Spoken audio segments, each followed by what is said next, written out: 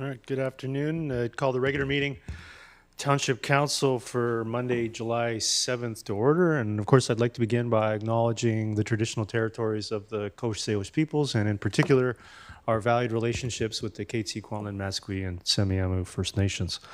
I'm going to get a motion to adopt the agenda. Moved by Councillor Ferguson, seconded by Councillor Rent. Is there any discussion?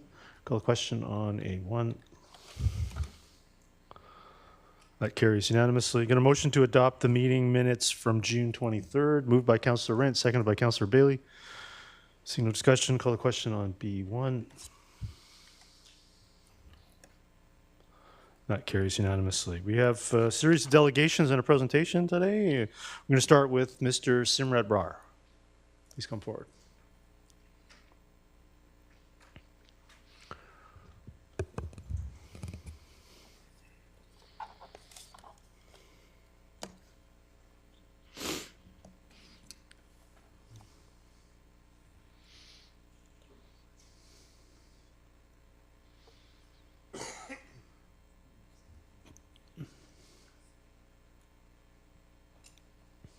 All right, please go ahead. You have 5 minutes. Sounds good. Good afternoon, Mayor and Council. My name is Simrat Brar, and I live near 275 Street and 32nd Avenue in Aldergrove. I'm here today as a resident and a parent to raise a safety concern about safety hazards caused by the municipal ditch in front of my house. I followed the appropriate process over the past year to resolve the issue, and today I'm respectfully asking the council to take actions that ensures safety, fairness, consistency for all residents.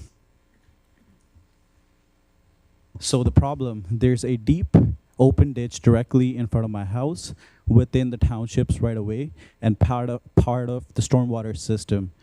The size of the ditch is approximately 3.5 feet deep, more than enough to cause injury if someone falls in it, especially a child.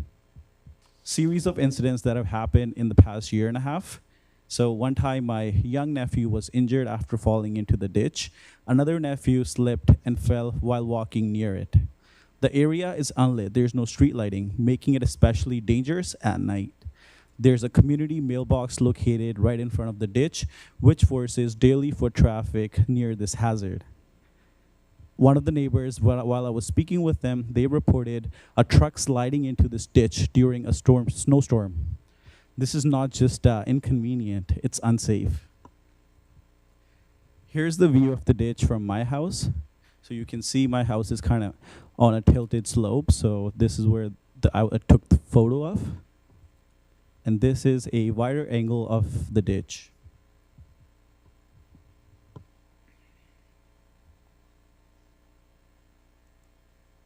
That's a mailbox, and this is where my house is.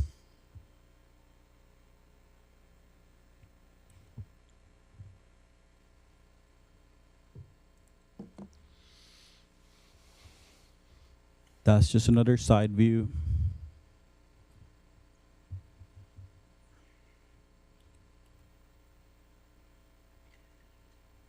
This is my neighbor's view. This open ditch actually crosses 4 of our houses. All 4 are affected in the neighborhood.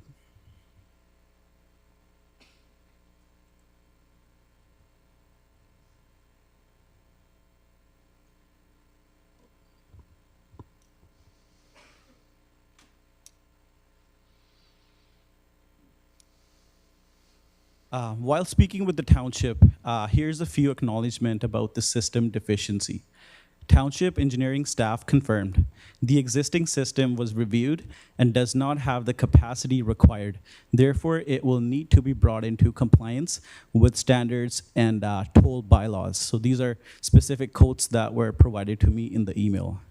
And then despite this, only resolution offered is either a full private payment for personal ditch and fill, or a local service area service involving already serviced properties. I think this is not equitable or practical. What I'm asking for is a covered stormwater system, which is very essential. I'm requesting a proper covered stormwater system consistent with the rest of the neighborhood. Doing my research, I've seen this type of ditch has been present in more of a ALR zoning rather than residential zoning. I believe this ditch is a serious hazard, especially without street lighting. It becomes nearly invisible at night, even dangerous during snow or rain. One of the neighbors reported a truck sliding into the ditch during a snowstorm. This is about public safety and infrastructure consistency. My request is simple and pretty fair. I respectfully ask the mayor and council to direct the staff to fund and complete the ditch and fill in front of my property. Recognize this as a safety issue, not just a discretionary upgrade. And please proceed without requiring LAS process. Thank you, and let's make it right. I've spent the past year trying to resolve this issue through appropriate channels. My request is about fixing a known safety hazard with the same standards used elsewhere in the township. Thank you for your time, your service, your consideration, and I'm happy to answer any questions later. Right, thank you. Councillor Kuntz, go ahead. Hi. Please, yeah, go ahead. So I noticed that your ditches are connected to other properties that are covered. Like down the street, it looked like there was some coverage. There's 4 properties that don't have a ditch at the moment, but at the LAS service, it was asked that there's going to be 7 properties that have to vote on it in order for that to pass. But 3 of the opposite properties don't, their ditch is already covered. So this affects 4 properties on our side. Do you know if those property owners had to do a local area service for their ditches? I'm not aware of that. Okay. Yeah. And I guess one last question, do the ditches fill up with water, and is there ever like flooding over top of your driveway and on the? No, that has never been an issue. Okay. As far as I know. Okay, thank you. Yeah. Councillor Richter? Yes, thank you, Mr. Barra, for your delegation today. Thank you. I drove by your property, and I did note that you're on a bit of an incline there down towards the intersection, so I could see in rain and snow how that would be a slippery area.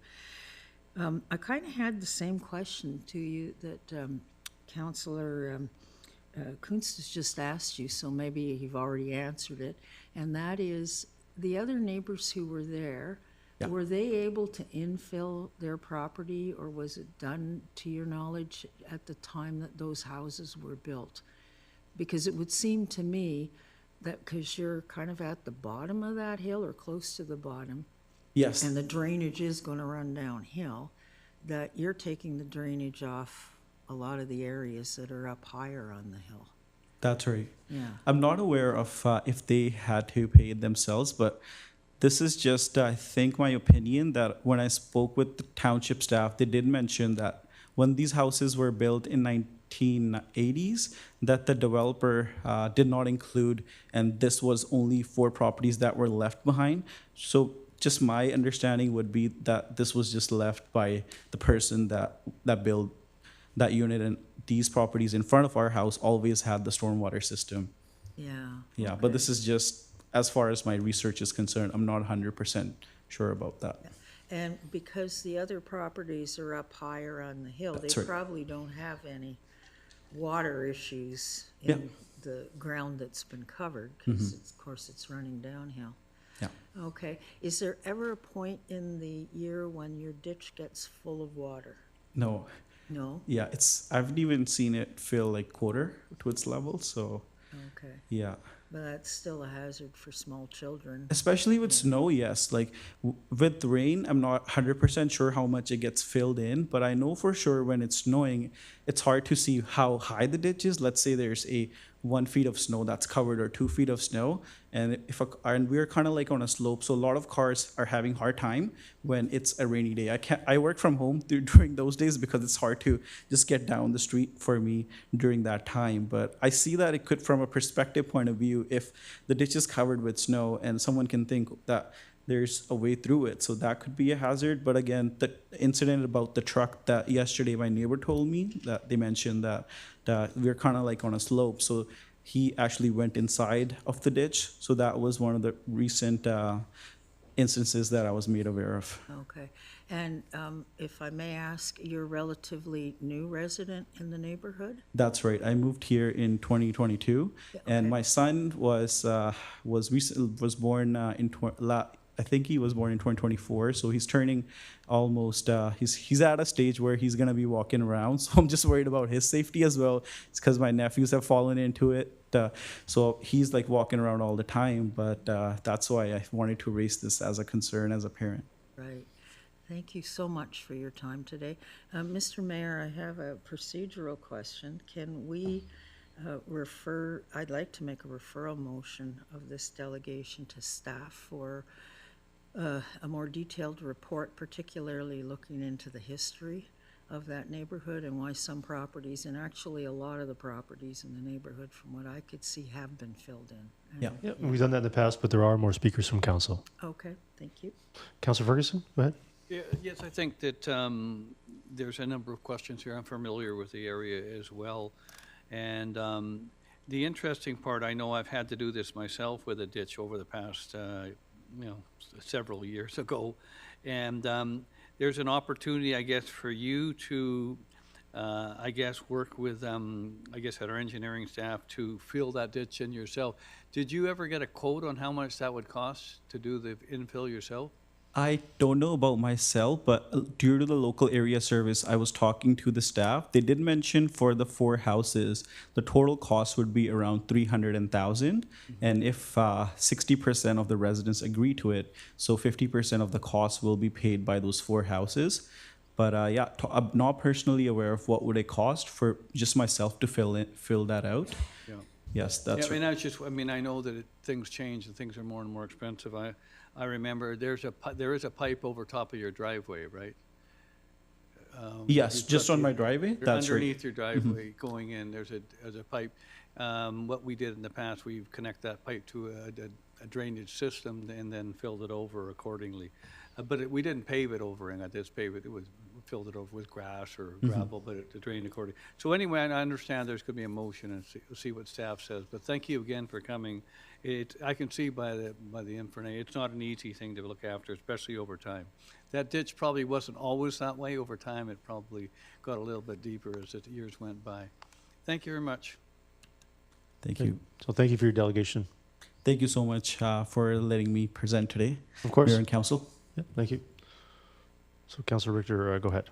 Yes, I'd like to refer this delegation to staff for a detailed report, including historical records relative to the properties that are uphill and why they're filled in, and the ones that are downhill aren't filled in. Thank you. Is there a seconder to that? Seconded by Councilor Kunst. Mr. Cooner, I think we have quite a few of these throughout the Township of Langley. I mean, I can drive around and there's endless open ditches in front of many homes. Why would this one be any different? Do you have any idea why this one would be special in any way? To your worship, you are correct in that sense, and we do give residents options as outlined by Mr. Barr with respect to localized ditch infills or local area service, or essentially the compliance with the policy for local area services and business improvement areas. But I'll also defer to Mr. Rule from engineering as well. Through your worship, that's correct. We do have a few locations throughout the Township of Langley where you'll have ditches, and then which will meet into urbanized areas with storm sewers. And so we have this process for infilling, either in LAS or that you can do it as a one-off basis per property.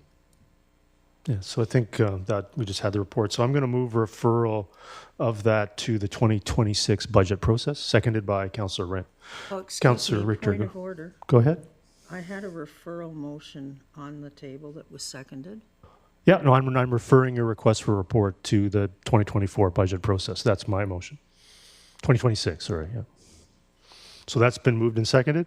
So it's being, motion on the floor is to refer the request for report to the 2026 budget process. Is there any discussion on that? Seeing none, I'll call the question on that referral. We'll call that C. That carries unanimously. So move on to the next delegation under C2. Now, we have 3 delegations on the same topic. Do you wish to delegate individually, or do the 3 of you wish to delegate at the same time? So I'm fine to provide some additional time, because, but if you're all going to be making similar points, maybe you could delegate together. Would that work for you? Yeah, so what we do, we have a presentation, slide presentation. I'll be starting and Barry will be continuing and Kelly will finish. All right, so how much time do you think you need for that?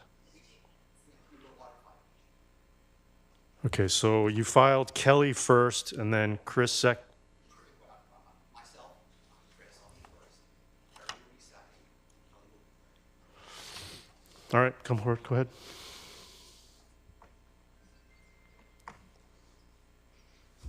So we're starting with yourself, Chris. We've never met before, so nice to meet you. Thanks for coming today, and we'll start with C3, so go ahead. Okay, we just need to set up the slideshow here.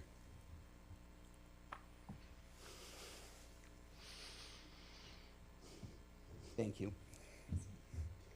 Read the slides for C3 first.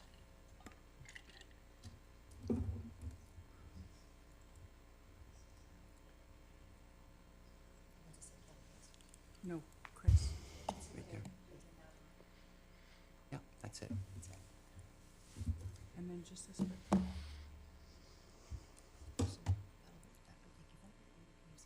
I'll use those. You're going to go ahead and do that for me then? Okay. All right. Sorry for the slight delay, just had to get things set up here. Good afternoon, Mayor and Council. My name is Chris. I'm a resident of the Denby. I'll be presenting today along with Barry, a resident on 48th Avenue, and Kelly, who is also a resident of the Denby.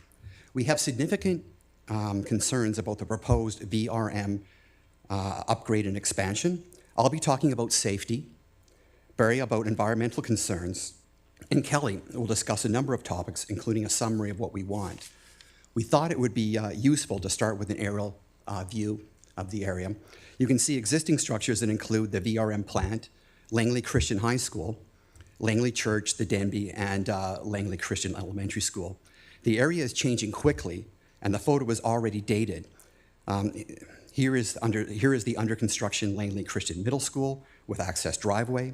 This will be future Denby residences that have been approved, and the proposed VRM expansion area.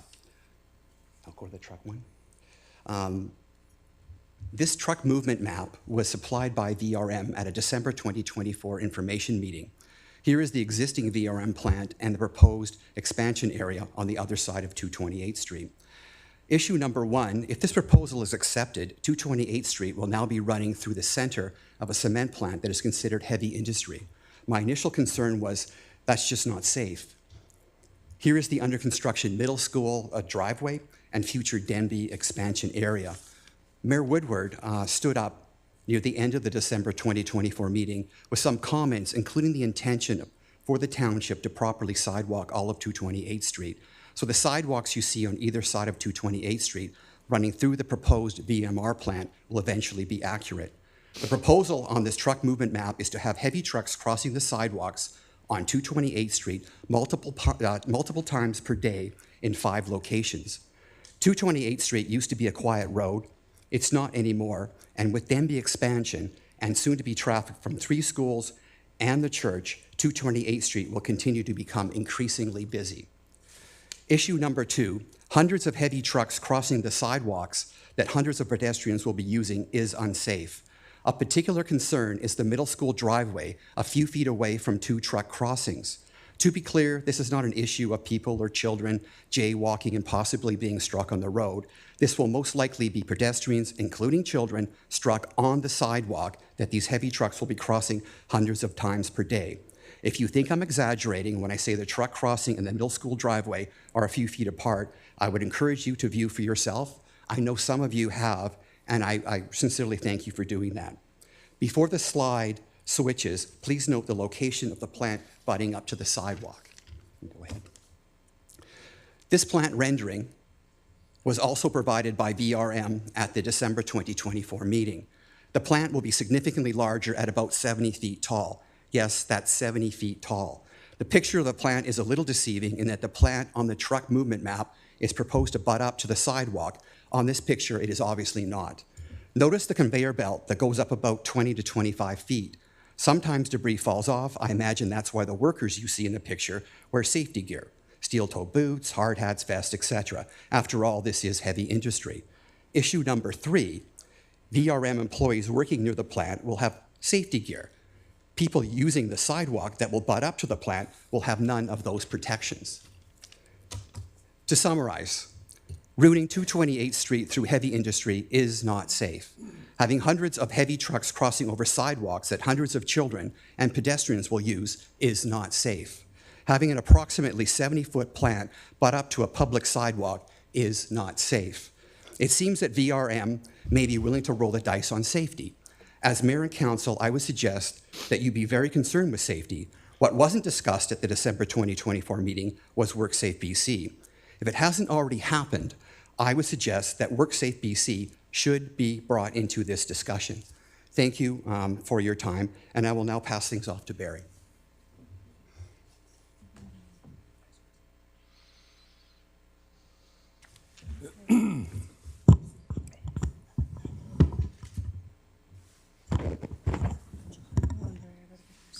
Oh, sure.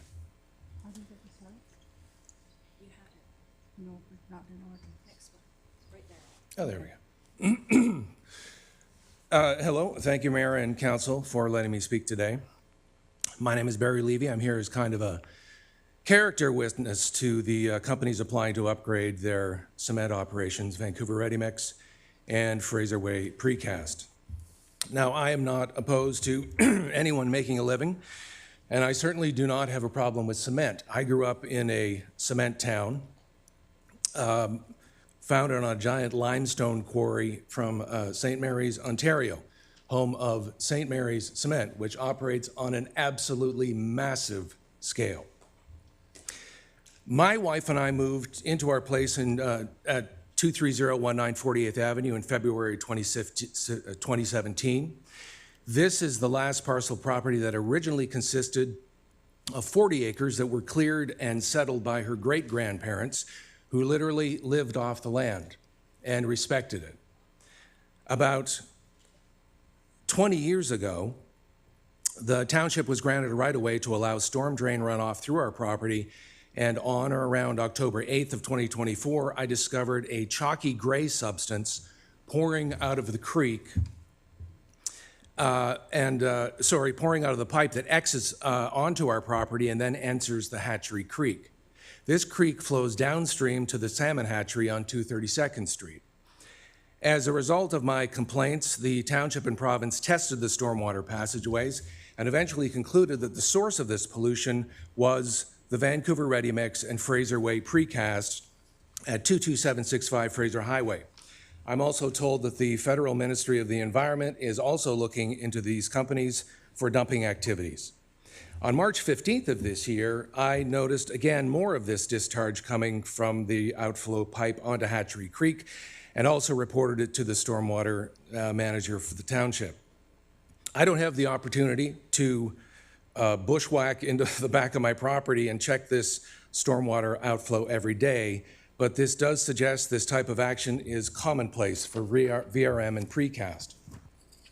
On May 5th of this year, the Provincial Protection Officer, Taryn Angus, conducted an on-site inspection of the VRM operations and concluded, I think you can switch at this point, and concluded that VRM had committed an offense under the Environmental Management Act, the EMA, by, quote, discharging waste into the environment in a manner not in accordance with the code, and that they had committed an offense under the EMA, section 120(3), which states as follows: a person who contravenes any of the following commits an offense and is liable on conviction to a fine not exceeding $1 million or imprisonment for not more than 6 months, or both. That's how serious this is. On May 27th of this year, the province of British Columbia's Ministry of the Environment's Compliance and Environmental Enforcement Branch issued a warning letter to the Vancouver Ready Mix for unauthorized discharge. The other company operating at 22765 Fraser Highway is Fraser Way Precast Limited. who were also inspected by Officer Angus on May 5th of this year. The EMA Code of Practice for the Concrete and Concrete Products Industry states that a person operating an establishment must ensure that such process water or establishment runoff contains no more than 15 mgs per liter total extractable hydrocarbons, and must ensure that such process water or runoff is not acutely lethal to fish. Officer Angus determined that Precast did not even collect effluent samples to ensure that such process water or establishment runoff was within legal limits, and therefore Precast is out of compliance with this section. Our local salmon hatchery administrators reported to me that on January 19th, 2017, effluent from one or both of these companies flowed into Hatchery Creek and resulted in a complete aquatic kill-off. That means every living creature downstream from this outflow died. They describe it as absolute carnage.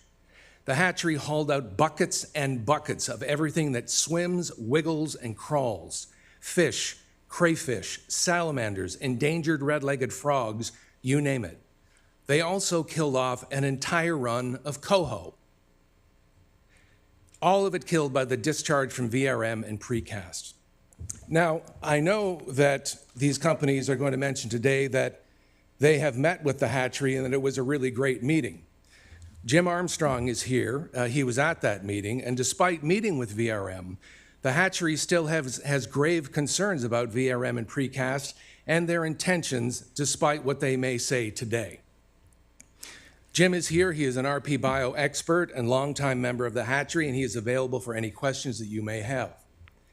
Officer Angus's reports for both of these concrete companies show that they are terrible corporate citizens and have no concern for the damage they are doing to our neighborhood, community, or the sensitive habitat for the numerous endangered species that live here, not least of which are the many species of salmon, spring, coho, sockeye, and chinook, who are born in this creek and have been returning to spawn in our township for thousands of years. As we all know, the number of salmon returning to reproduce has been dwindling year by year because of companies like Vancouver Ready Mix and Vancouver Precast Limited consistently contributing to their demise.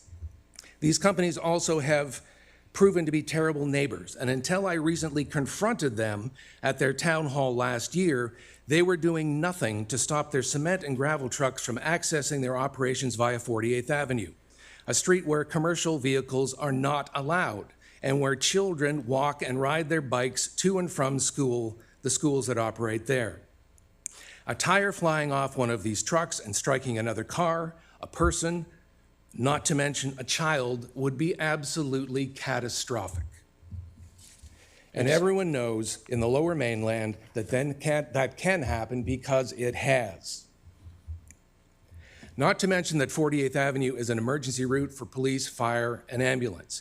And when I say I confronted them about this issue, I mean I had to raise my voice and continue to do so until one of them finally admitted to us that they actually GPS tracked their trucks and could start taking steps to stop them, something they could have been doing all along. But they didn't, because they simply don't care. I'm not an expert in air quality, but I can tell you that VRM and Precast have received official warnings from the Ministry of the Environment and Parks concerning particulate matter in both air and water. Our house is nearly 2 clicks away from their operation, and it is dustier than any place I've ever lived, including my hometown where there is a massive concrete operation. These companies here today are going to tell us that by them upgrading and changing to a wet mix, it is going to fix this problem with air quality. That to me sounds like an admission of guilt, and it proves in itself that air quality here is a problem, a very serious problem. Excessive exposure to pollutants emitted by cement products are linked to neurological problems, asthma, other respiratory diseases. Cement dust is highly alkaline and corrosive and can damage lungs, skin, eyes, and the inside of your mouth and nose. And there are stones throw away from 2 schools, soon to be 3. VRM has not even bothered to register under the Code of Practice for the Concrete and Concrete Products Industry that has been in effect since 2007. And the ministry has determined that VRM is, quote, causing or allowing waste to be introduced into the environment in the course of conducting prescribed industries, and are out of compliance with the Environmental Management Act. I was just gonna, you've had 8 minutes now. I'm sorry. 9 minutes just to yourself, so I'm trying to let you get through the information and make your I'm- submission, but you're collectively at 14 minutes now. Okay, I'm on my last half page. All right, go ahead. Thank you. Precast is going to say they have a responsibility to serve their customers when they need cement products.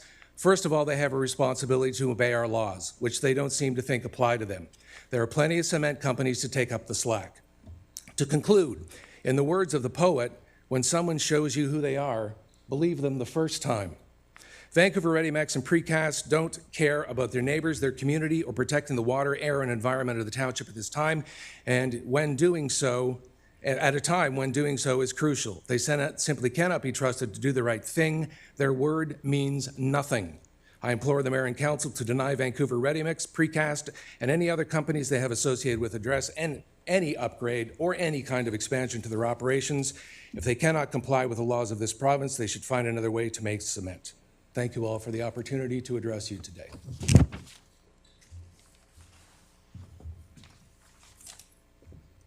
Okay, so I'm gonna ask you to maybe accelerate. You're at 15 minutes now, just with the 2 submissions. So if you I could asked to be allowed to speak my 5 minutes.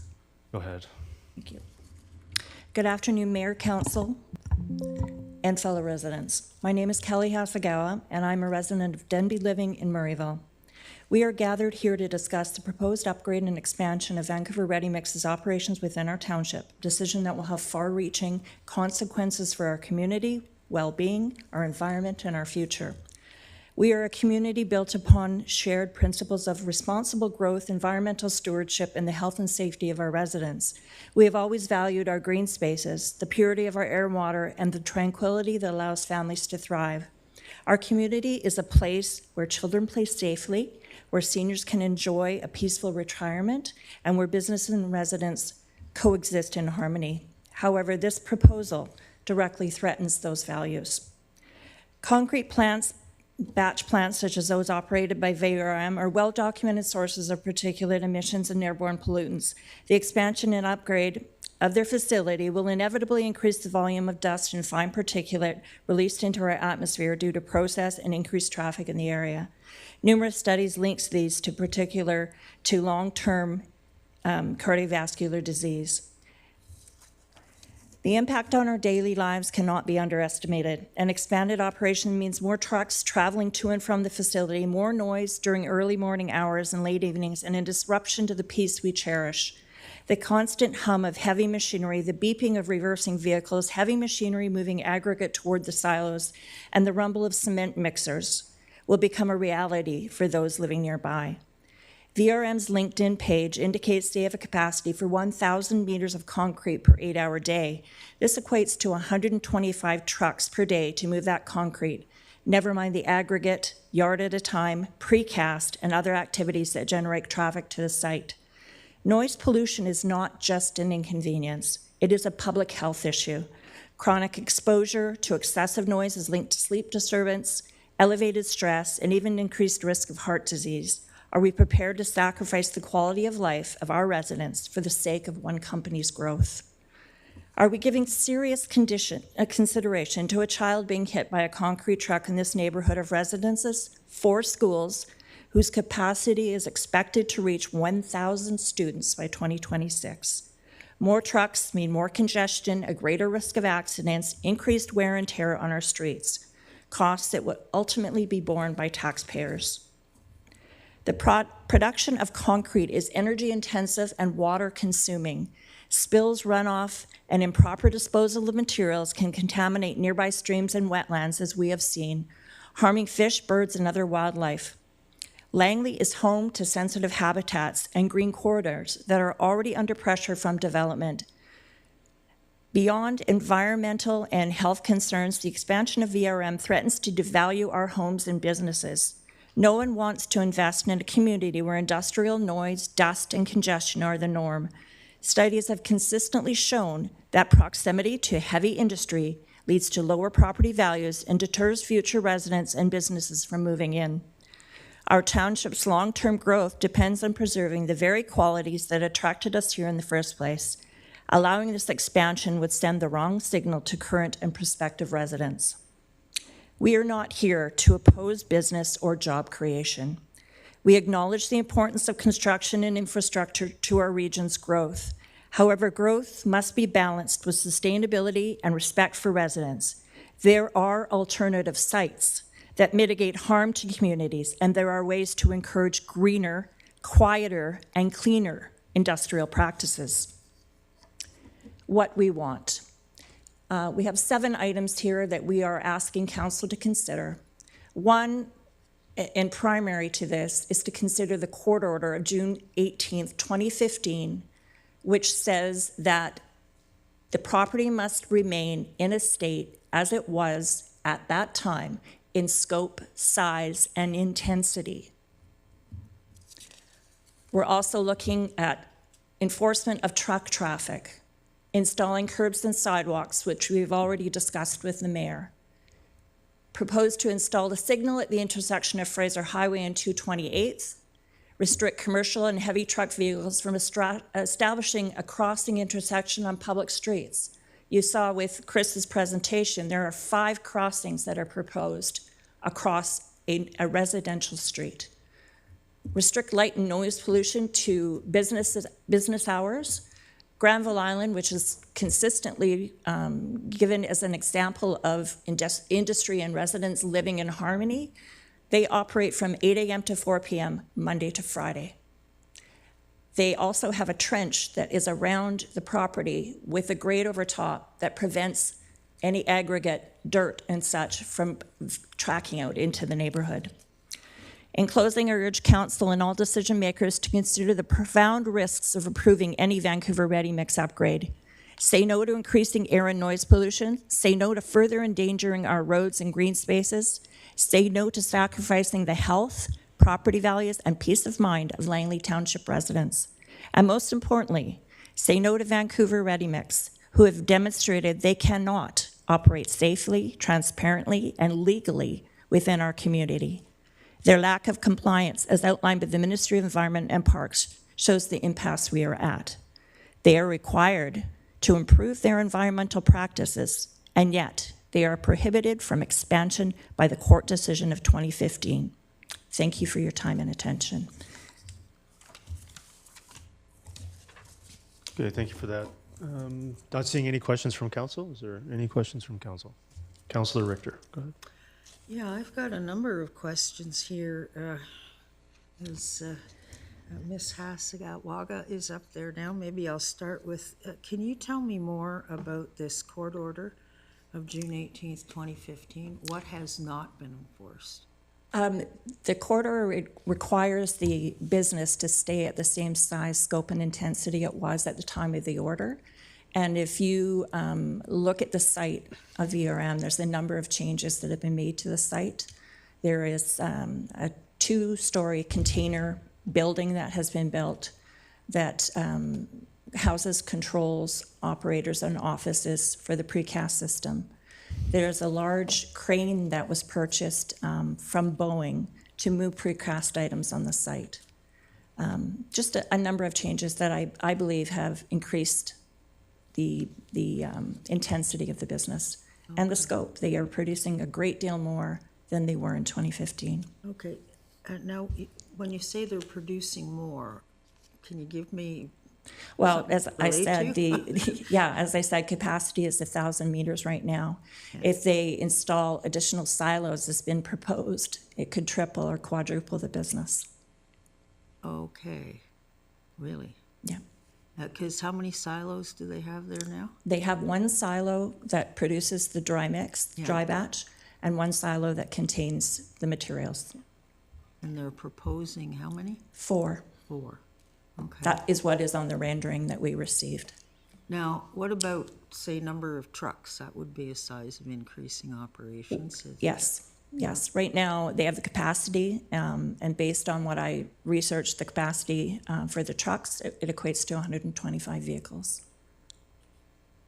That's their capacity at present. Capacity. Now, is that bigger than it was back in 2015? I cannot find any data as to how much was at that time. However, having been a resident in neighboring community, I'm very familiar with the plant, and it really was a yard at a time precast business, as far as I'm aware. All right. What about the hours that they operate? Are they operating more hours? They are operating from 5:30 in the morning. We often hear them, and that's when they move the aggregates. So it is a bucket on their loader dragging along concrete. It's very loud. It's very disruptive. And there are times where at 6, 7 o'clock at night, they're still operating.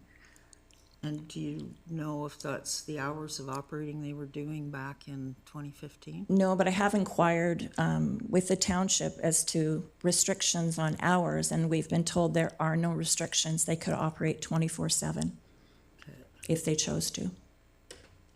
All right. I had a question with regards to the spill that killed off all the fish, and I'm not sure if you're the... Jim, do you want to? I can't speak to it, but I think Jim would probably be your best person to ask. Okay, and all the... So this precast company was identified as the source of the spill? Yes, it was at the time. It was a complete kill-off of all aquatic life in Hatchery Creek at the time. Okay. What year was that? 2017, I believe. Yeah, I think I remember meeting up and hearing about that. I just want to confirm for council that that Well, was. we had buckets of crayfish and everything in the stream. I actually had other biologists that worked on the Boundary Bay Assessment and Monitoring Program with me when I was with Metro Vancouver come out, and we did a benthic invertebrate study. And the only thing that we could find was very limited marine worms in the stream. Everything else was deceased. Okay. And were they fined under provincial legislation? You know? DFO was investigated and prepared charges, but I don't think it went, I don't think Crown Council went forward with it. Okay, so they never had to pay a fine. No, Have there been any repeats of that since Yes. 27? Okay. frequently. Oh, because I guess one of the ones was 2025? Well, what's happened is that we get that frequently at the hatchery, that gray cloudiness and change in pH. The pH at the time of that 2017 incident was 12.5. Neutral is 7. 12.5 is very caustic. Most things die at that pH. So it's a basic or an acidic No, it's not acidic, it's a basic. pH? It's a pH, okay. Okay. And then I had a question about the traffic routing, and I think it was Mr. Barry? Yeah. Or Mr. Chris, yeah, Chris, yeah.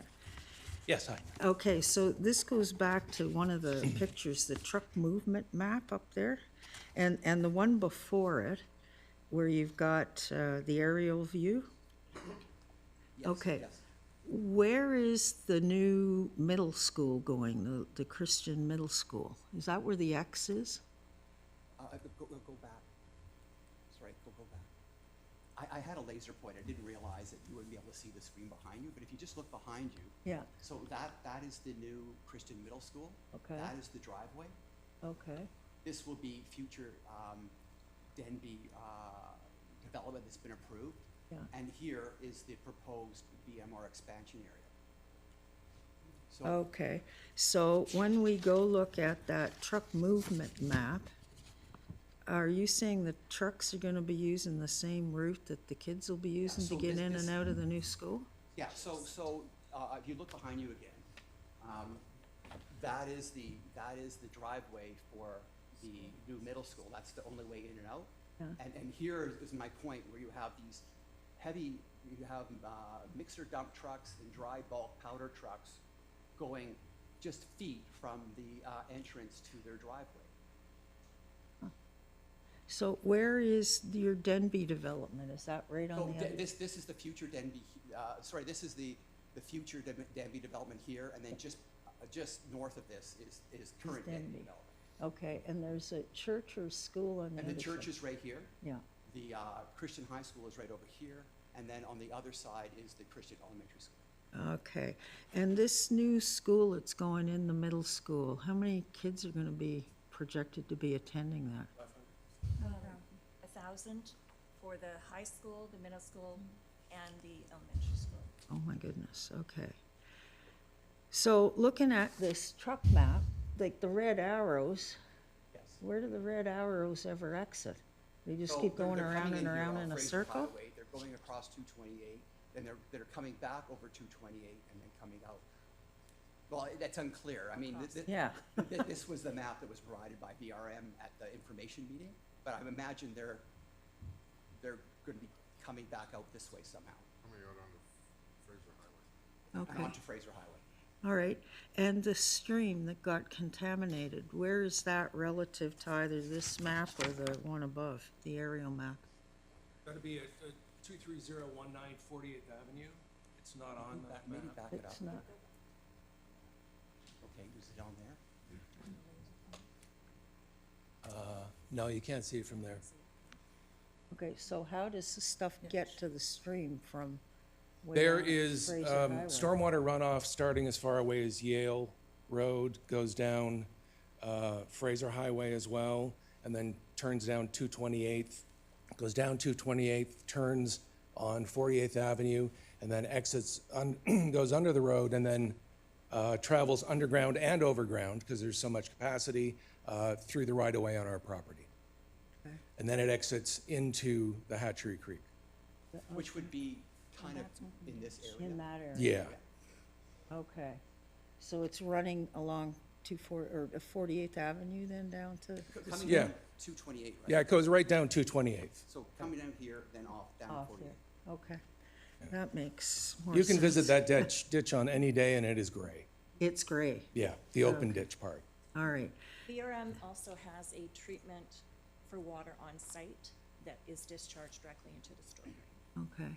And the Denby development that I guess many of you are from, have any of the residents there suffered any adverse health occurrences as a result of We've this had dust or? people with breathing issues, Yeah, asthma aggravated, someone with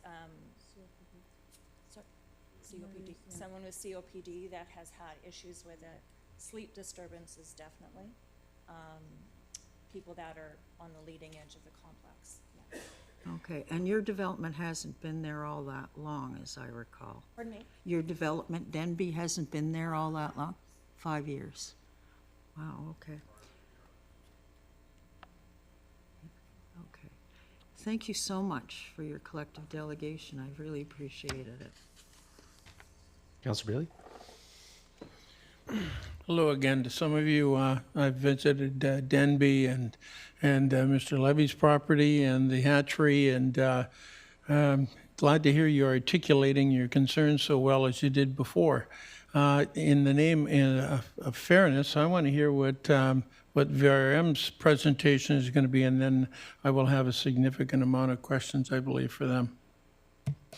Councilor Ferguson?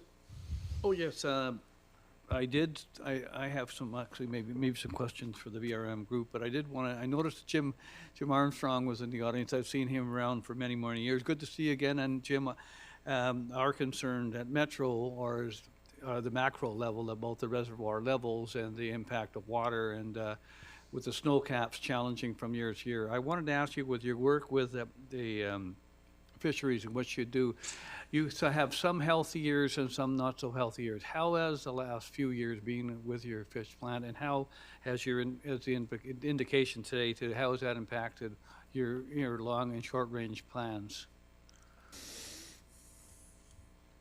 Well, the hatchery itself, our success rate at the hatchery is extremely good. We're no longer raising coho at the hatchery. DFO has deemed that the nickel mackerel has sufficient stock. So we're raising Chinook and chum there solely now, and just releasing coho for the school programs. The wild stock within Hatchery Creek is actually doing quite well. I was just there yesterday and could see many of the fry. I think our biggest concern at the moment is stormwater management. Hatchery Creek is at capacity as far as significant stormwater. With the change in climate and the various rainwater events, we're finding that it's affecting the stream itself and the habitat. We're actually doing a major restoration again this year within the stream reach at the hatchery, resetting our fish capture trap, etc., to better manage the stormwater events. But again, the council is welcome to come out again in the fall and see our collection of broodstock, and we can give you an update on the effects of the stormwater. Yeah, thank you, because that is, from a macro, from even the region level, stormwater management is a concern. Yeah. And it remains a concern. You don't have to go very far to see a minor, cul-de-sac pull anywhere to a major problem with something like New Westminster. And we also have look over at the rainy side of the river, West Van, up by Deep Cove and everything. So we've left Langley, but still storm water is a huge problem. Yeah, and this is what I used to do with Metro Vancouver. I wrote That's right. I was the technical lead of the integrated stormwater management plan when it was developed. So Thank you very much yeah, for all your thank you. work you do, Jim. All right, seeing no other questions from council, really appreciate the 3 delegations. Had a brief meeting yesterday as well, and certainly appreciate the concerns, and I think all of council does, struggling with a cement plant next to a townhouse development. And it continues to be an ongoing struggle with limited options. So I really appreciate the delegations today, and certainly recognize that all members of council understand deeply the concerns and share them, but do have limited options. I'm going to, again, thank you for all coming here today. I'm going to call a few-minute recess. I'm going to give VRM, we gave 20 minutes to the applicant, so I'm going to ask council to also agree to extend their time a little bit if they wish. They were limited to 10 minutes, so I'll ask council to extend that a little bit if they wish to have that done, and give them a few minutes to process these submissions. And so I'll call a 5-minute recess, and we'll reconvene here at 2:30. Thank you.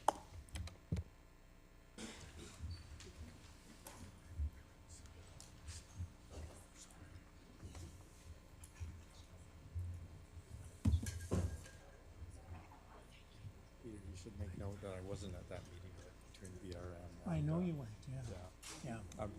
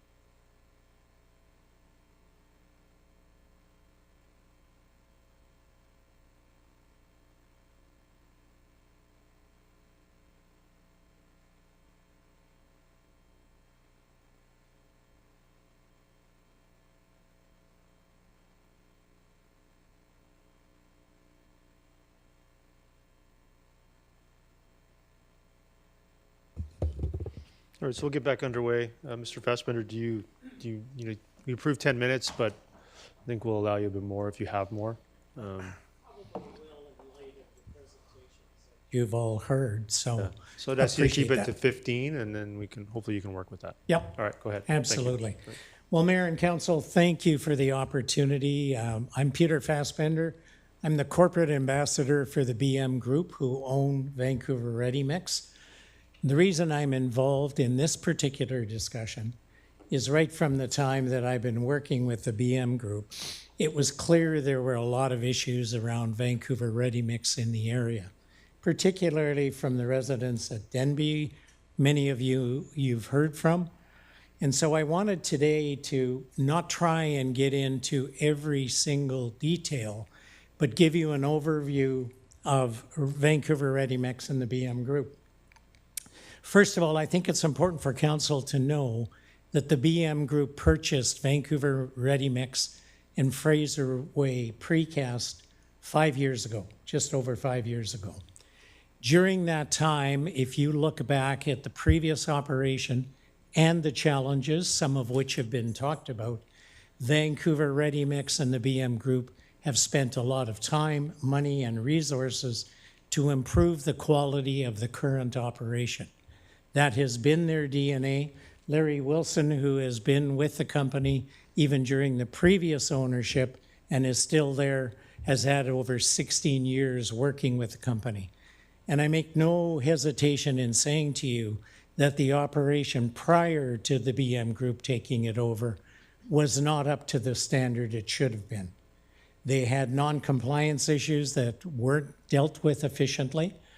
And since then, all of those issues have and are being addressed every single day at the current operation. One of the first things we did when Vancouver Ready Mix and the management team talked to me, I said, you need to engage with the neighbors. You can't ignore them. They never had meetings with the neighbors, and they had to hear them out. We invited a few of the residents from the strata to come and tour the plant and to physically see what has been done since the BM Group has taken over Vancouver Ready Mix and the improvements that they've made to reduce any kind of issues that might exist there.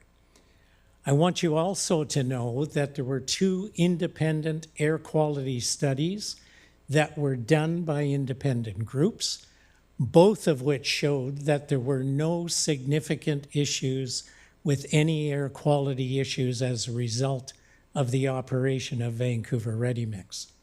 We also were aware that the school, Langley Christian School, was planning to do their own study, and Vancouver Ready Mix, in meeting with the school, said they were delighted that they would do that to verify the 2 independent reports. The third thing is Metro Vancouver has jurisdiction over air quality in the region, as you all know. They were provided with the results of those studies, and so has the township. So those studies have been given.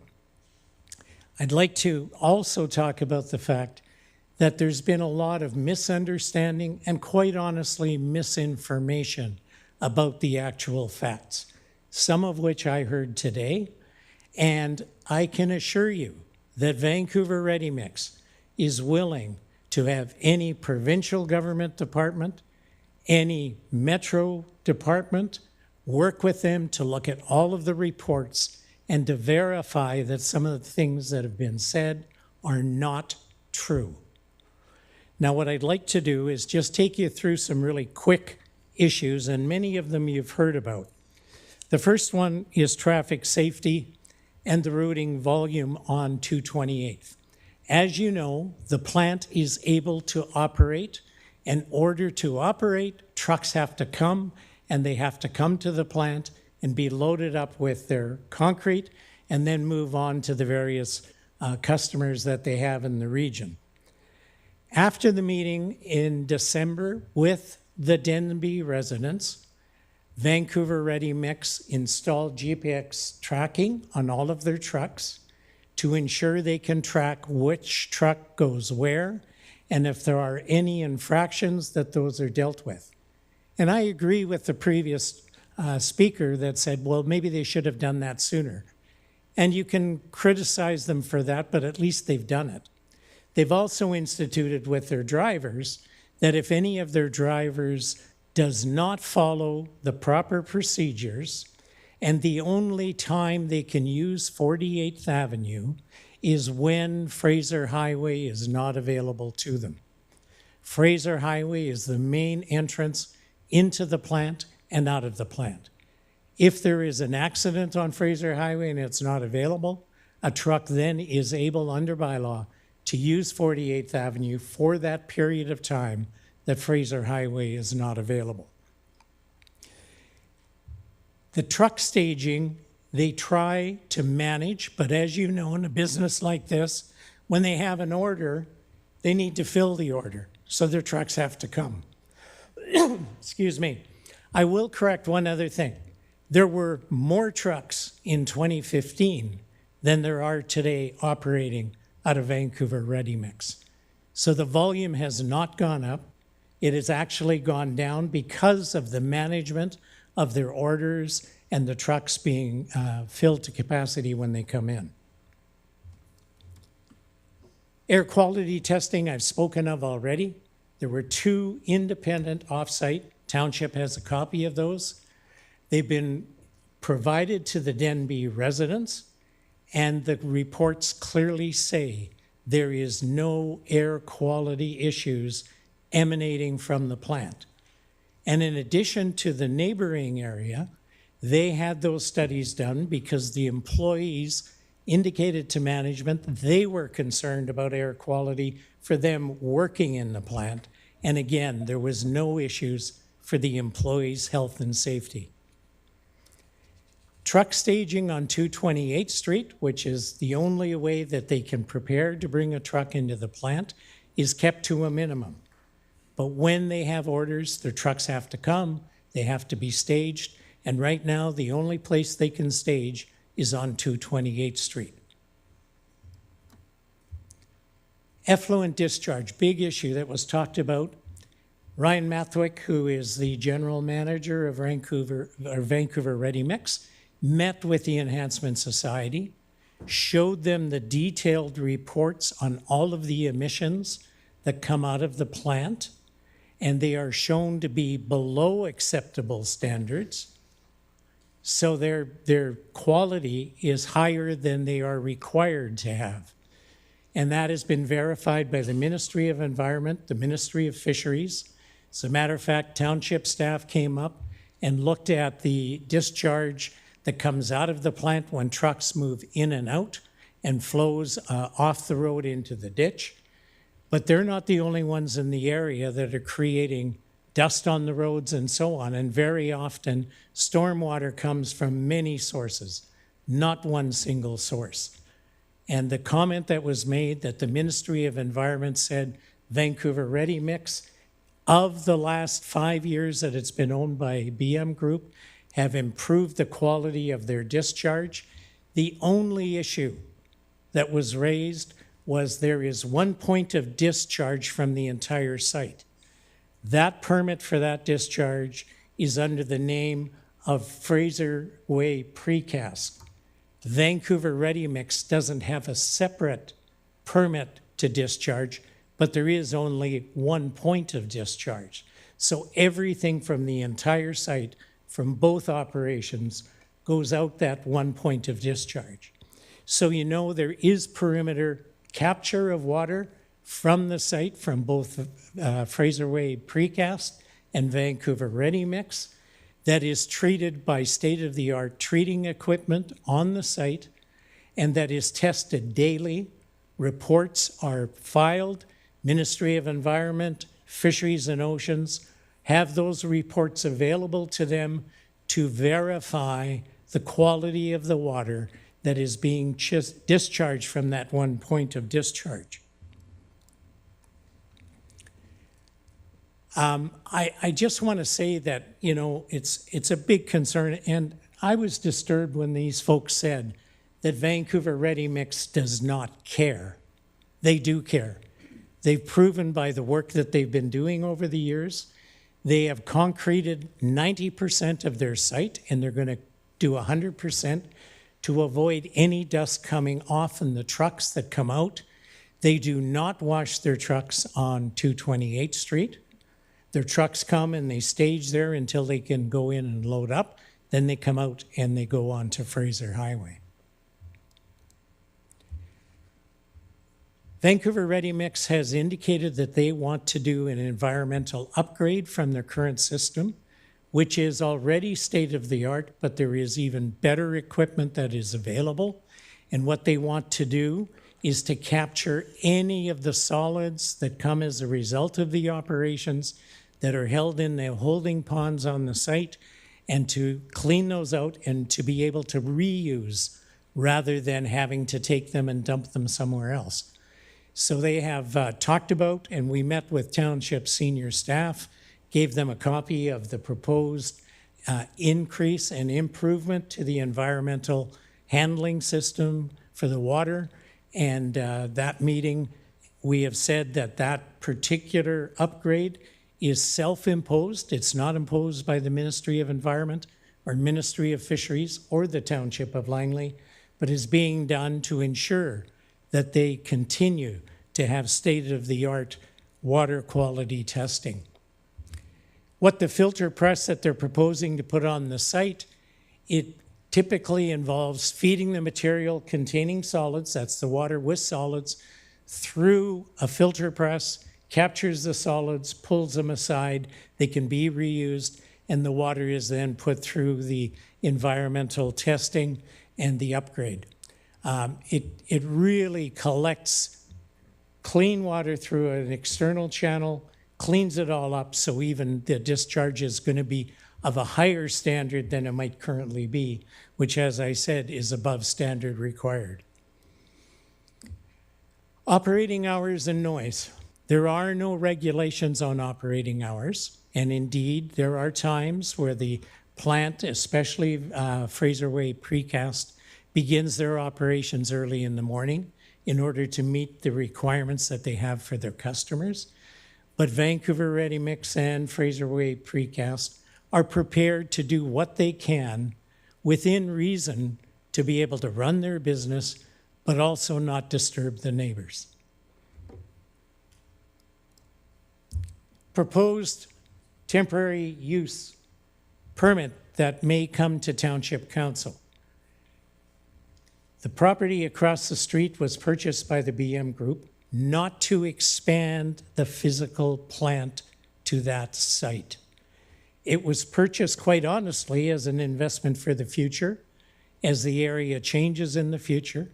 But in the meantime, one of the things that can be done is to use that to stage vehicles rather than having them stage on 228th Street, but to come into the property, to queue there, to turn their engines off so there's no emissions from the trucks until it is time for them to cross and to go into the plant to get their load. Now, the previous one that you saw, the map that was provided by VRM, has since been modified. And what you see on the screen now is a clear example of how that temporary use permit and that property would be used. Trucks would come in off of 220 or off of Fraser Highway, queue on the property, and then when they are ready to go, they would cross 228th Street. And indeed, it is close to the road that's being put in for the new school. And what VRM has said is, in order to ensure safety, they are prepared at peak hours when students are coming and parents are coming, and when they're leaving at the end of the day, to even put traffic control there, where if a truck is going to cross, there is a flag person out on the road to make sure they stop traffic and also stop any pedestrian traffic. The trucks then would come in, they would line up, and rather than having 2 points of crossing, there would be one. The trucks would then cross over, go through the plant facility, and to come up to get their load, and then turn out onto Fraser Highway. 228th, many discussions to date, and indeed, I've driven there, I'm sure many of you have, that having the truck staging on 228th is not the ideal situation. And indeed, if 228th is upgraded to municipal standard, VRM is prepared to participate financially in those upgrades to ensure that it is the standard that the township requires, and also to ensure that the crossing from the property to the east into the plant is at a standard where those trucks crossing is not going to create an issue in terms of the quality of the upgrades to the sidewalk and otherwise. VRM has, as I mentioned, so far they've upgraded about 90% of their existing site to concrete. It wasn't all that before, it was dirt.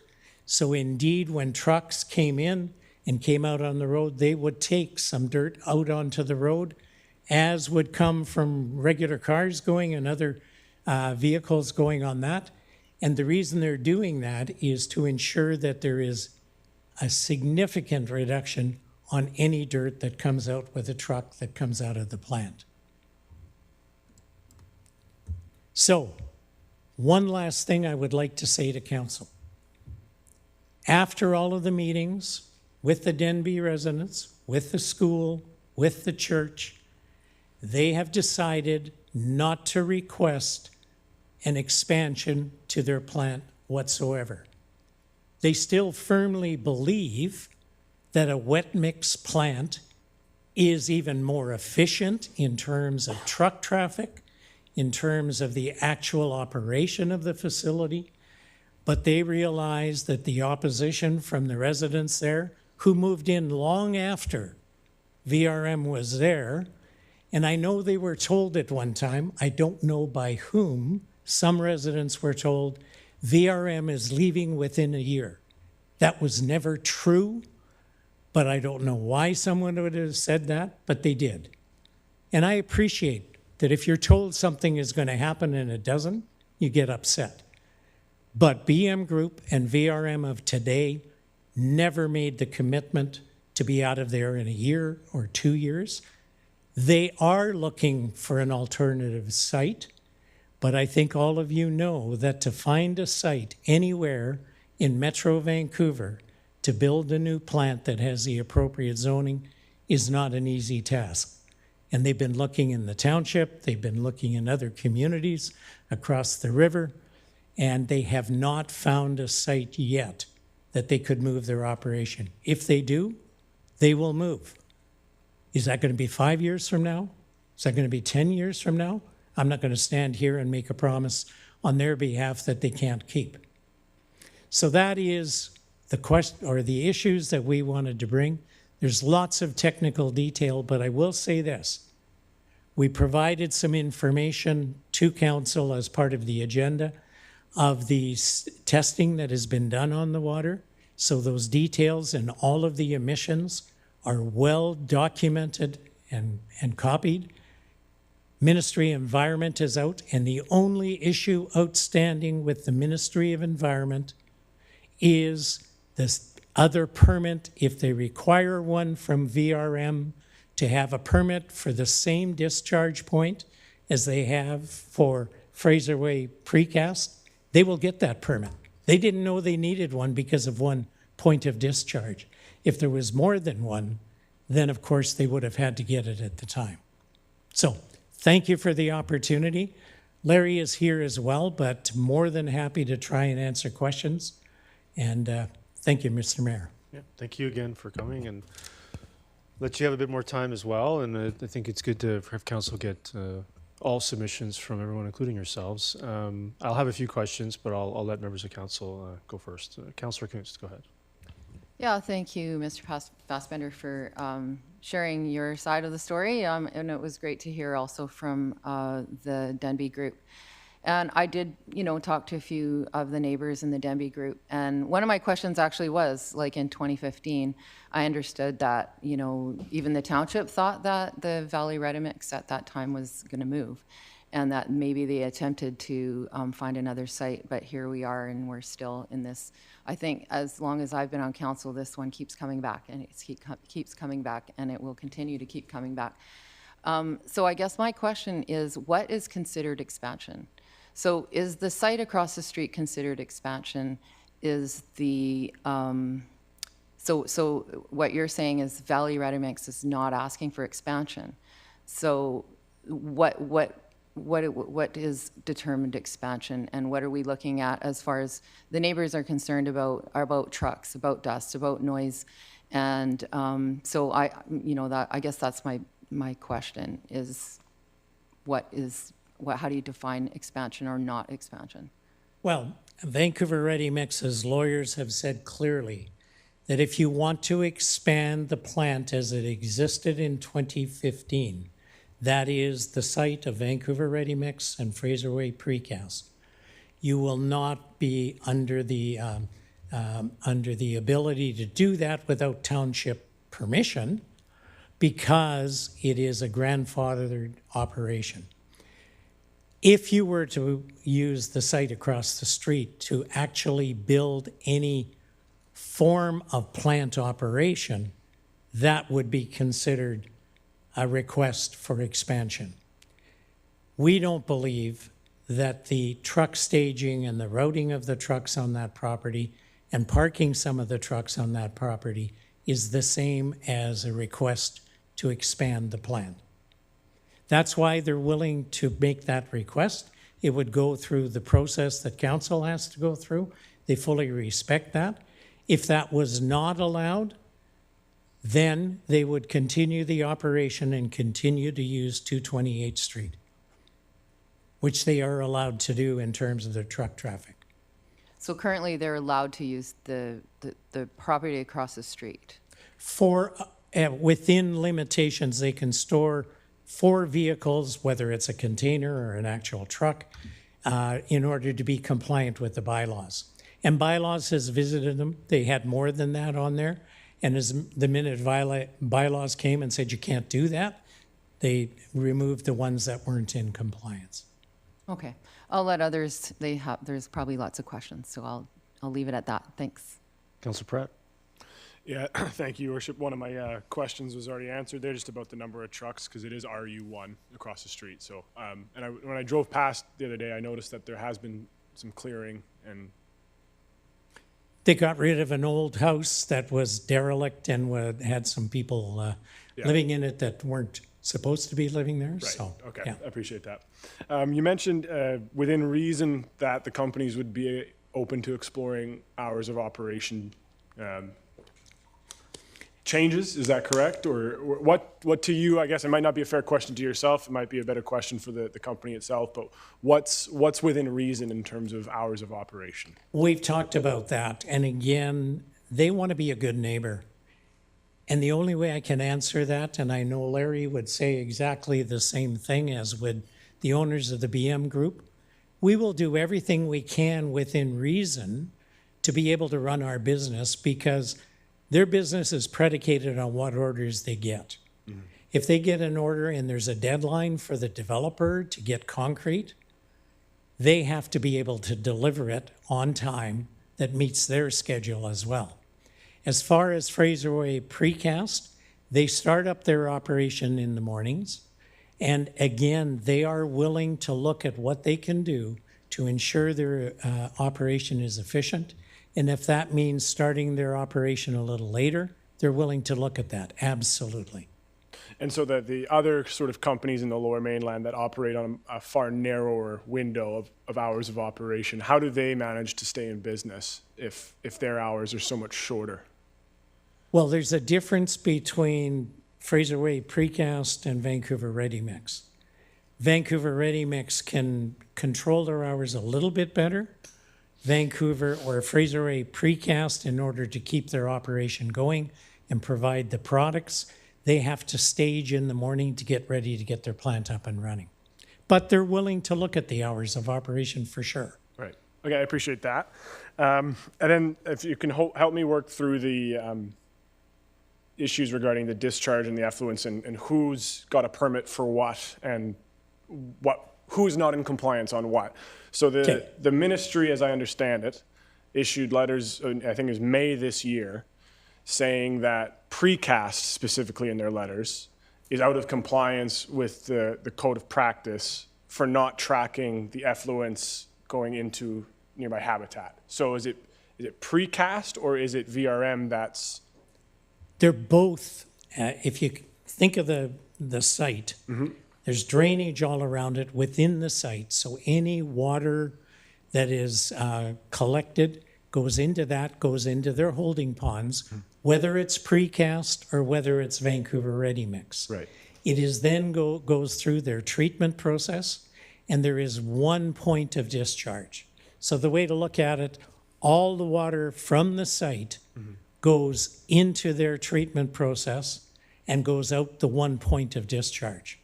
The Ministry of Environment previously, and Larry and I talked about this, Vancouver Ready Mix and Fraser Way Precast did not keep good records years ago. Since the BM Group and VRM have been taken over, they have improved their handling system, their treatment system. They have a state-of-the-art system, and now they're wanting to add another level to ensure that there is no problems with any of the product that comes off the site. And I appreciate that. And it does sound like BM Group has tried and endeavored to improve on practices and systems. But I guess my question is, since there was the inspection this year by the ministry that said that there was no records kept or not good enough records kept, I guess that has been rectified. It is kept. We even took some of the people. We'd be happy to take any members of council and show you the system that they have and the detailed records they take every single day. And the Ministry of Environment, the only issue that is outstanding at the moment, and they are not going to be fined, it's a bureaucratic issue. Did both operations need a permit, even though all the water from both operations is collected and treated and goes out one point of discharge? And that is being corrected. If they need a permit, they're happy to get it because they know they're in compliance. Right. So I guess one company was in compliance by the sounds of it. One company was not. Yeah.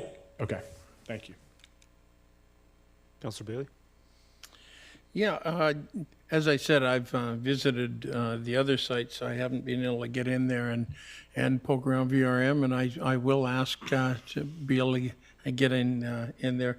I've stopped there a number of times, and that your discharge point, where is that, please? Where does that discharge to? Larry, it's at the north end. Yeah, the northeast corner of the site. It goes from the plant into the treatment facility and then goes out the northeast corner. The reason I ask that is because one of the times when I was there, I witnessed a bunch of gray material in the ditch on the east side of 228th. Okay, so that would not be where the discharge is. Not at all. So how did the gray material get there then? Comes off the road, and quite honestly, one of the reasons they're concreting the entire site is to reduce any dust or gravel that comes with the trucks when they come in and out. So once they have that, it's going to be even a cleaner site, and any water that is on the site goes into their perimeter drainage that goes into their environmental system. I've also sat on 28th Avenue and have seen trucks coming and going. And you say that the VRM trucks are GPSed. Yep. What about do all the trucks that come on site, are they all VRMs, or are there independent contractors that come there? Because I'm kind of curious about who these trucks are, and I've seen photos and I've seen them myself, trucks on 48th Avenue, and they're not supposed to be there. Yeah. And in the past, there have been VRM vehicles or bulk delivery vehicles that bring some of the material for the plant. They are all under the same protocols with VRM. They are not allowed to use 48th Avenue unless there's an issue on Fraser Highway. But there's lots of trucks around that area. VRM has seen them, and there have been trucks. There's lots of trucks now going into the school construction site and coming out. I haven't watched which way they go, but they should be using exactly the same protocols coming in off of Fraser Highway and going back out that way. Now, in both the prior diagram and then the one that you've just shown, where they go on the property east of it and then they come across 228th and go in, I've got a lot of concern with that truck entrance, that truck exit from VRM's eastern property in proximity to the road that's going to the new road that's going to the middle school. I can see an awful lot of conflict, especially when school is coming and when school is going, and they're right side by side. So that is a major concern, and I don't know if a how do I handle this delicately, because I don't always do that. How can I be comforted that there is not going to be conflict, because at a middle school there are going to be young drivers, and I'm not going to lay this all on the truck drivers, because there are some terrible young drivers also, but it doesn't reduce the fact that distracted walkers and distracted drivers combined with concrete trucks, and it sounds like sometimes a lot of them, is a very distinct possibility. So I would really like to see some kind of a traffic management plan, a lot more detailed than just putting a flag person out there, because I've attended some of those very unfortunate situations. If I can address that really quickly. The original diagram was very rudimentary. The second one, there is discussion about moving that driveway further south, further away from the road for the school. But you know, the traffic, if you sit up there, and I've done that, you really get the traffic early in the morning when kids come to school and in the afternoon when they're leaving school.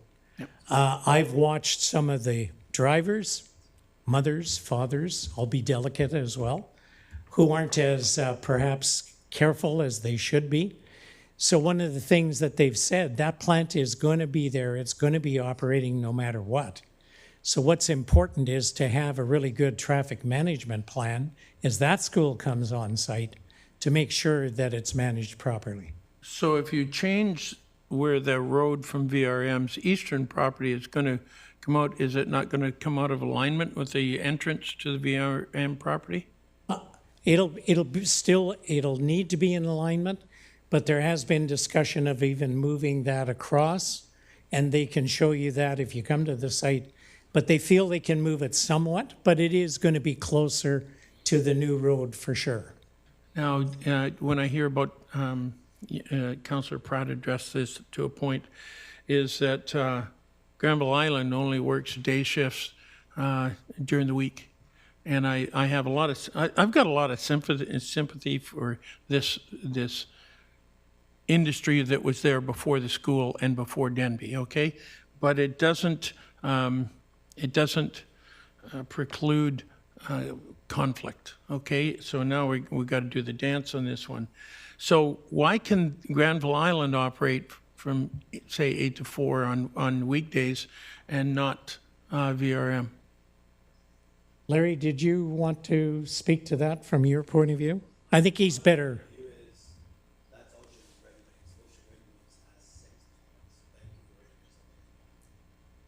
Thank you. And just last one, 5 years ago when this plant was purchased, man, I don't want to use the word assume. I am guessing that the current company knew about the 2015 restrictions, correct? They would not have bought the operation if that ability to continue to operate wasn't there, absolutely. So my concern is the utilization of the eastern property. I see that adding an awful lot of conflicts, especially in traffic. And then I see that on this compliance assessment, that VRM must cease the unauthorized introduction of waste into the environment. And I think that was done on May the 5th. Has that been dealt with? Because Totally. since May the 5th? Yep. Every day it's tracked. Razorway Precast owns the permit for discharging water. Vancouver Red Wings has applied for a permit. It's in the process right now. As he said earlier, Razorway Precast was the only company. Razorway Precast still discharges water off the property. Yeah, because I've been down to the hatchery and I've seen pictures of that creek with not only effluent coming from VRM, but also other effluent that you have no control over. And I'm really partial to that hatchery down there. My kids were just, and my grandkids were just down there releasing fish, and it's a wonderful environment, and I do not want that environment or those fish harmed like a total kill like it was, it sounds like the last time. Yep. And I can tell you VRM BM Group doesn't want it either. And that's why they put in the environmental handling system that they have since they purchased the property, and the testing that they do day in and day out.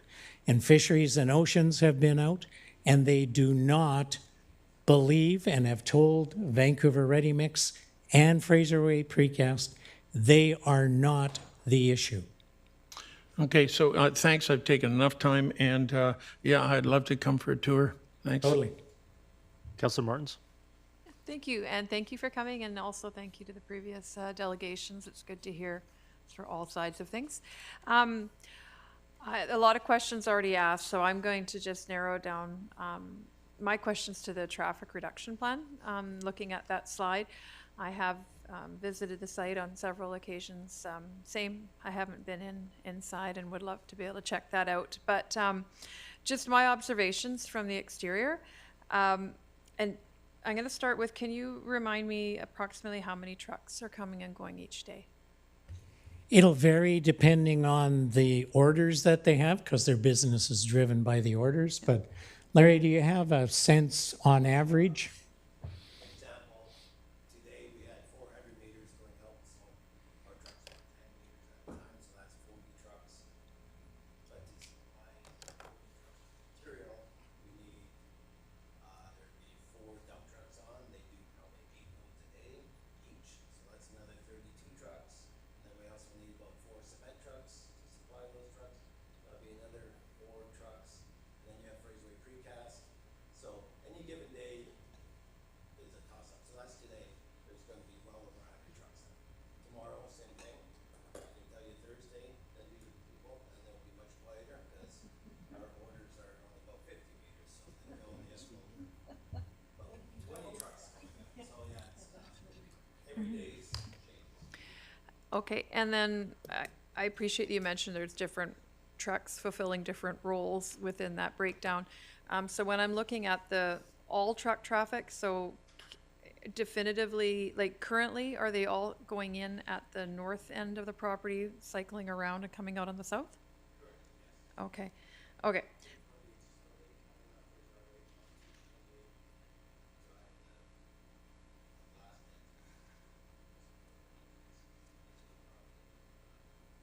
Okay.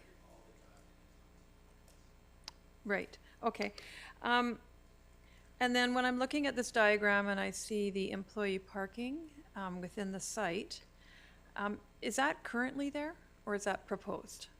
Right now, if you see the site, the employee parking is along the road there on, off the actual road itself, with the potential for upgrading to 28th. I don't know what township plan would be, but there would be no parking on 228th. So they want a place where their employees can park their cars off the road. Okay, all right, no, that makes sense. So just my observations when I was there again the other day. So all the cars, I'm assuming they're the employee parking on the street, on the west side there, they're not parking parallel to the road.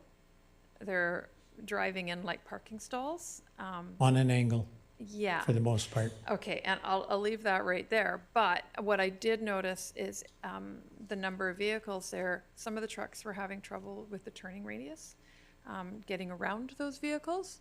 and then stopping in the middle of 228 and then kind of doing like a 3.4 point turn and kind of blocking traffic, trying to get around the parked vehicles. I just want to mention that, you know, in the spirit of you wanting to be good neighbors. That's something I noticed. I think, and I appreciate you're talking about the circuitous route that the trucks take. I was seeing those, some coming from Fraser Highway, heading north on 228 and taking the south access point for some reason, going in and then coming out and then blocking traffic and kind of readjusting again around these parked cars and then heading to the north and going back in again.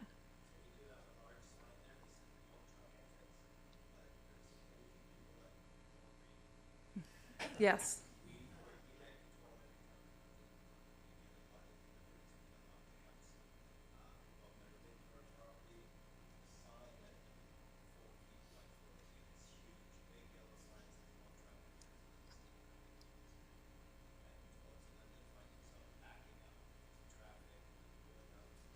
Yeah. Yeah, and in my case, as I was leaving, somebody did that right in front of me, pulled in there, and then stopped across 228th, and then he was just waving at me to go around him into the oncoming traffic. And I know he was entering from Fraser Highway and coming into that south. And I, again, I think I appreciate that you can't, it's like herding cats at times, and I understand that, but maybe if you could come up with some other solutions to somehow prevent that, because it was causing a lot of traffic conflicts on that road, and that wasn't even on a school day, and blocking traffic, and then people can't see where they're driving, and this is how accidents happen. So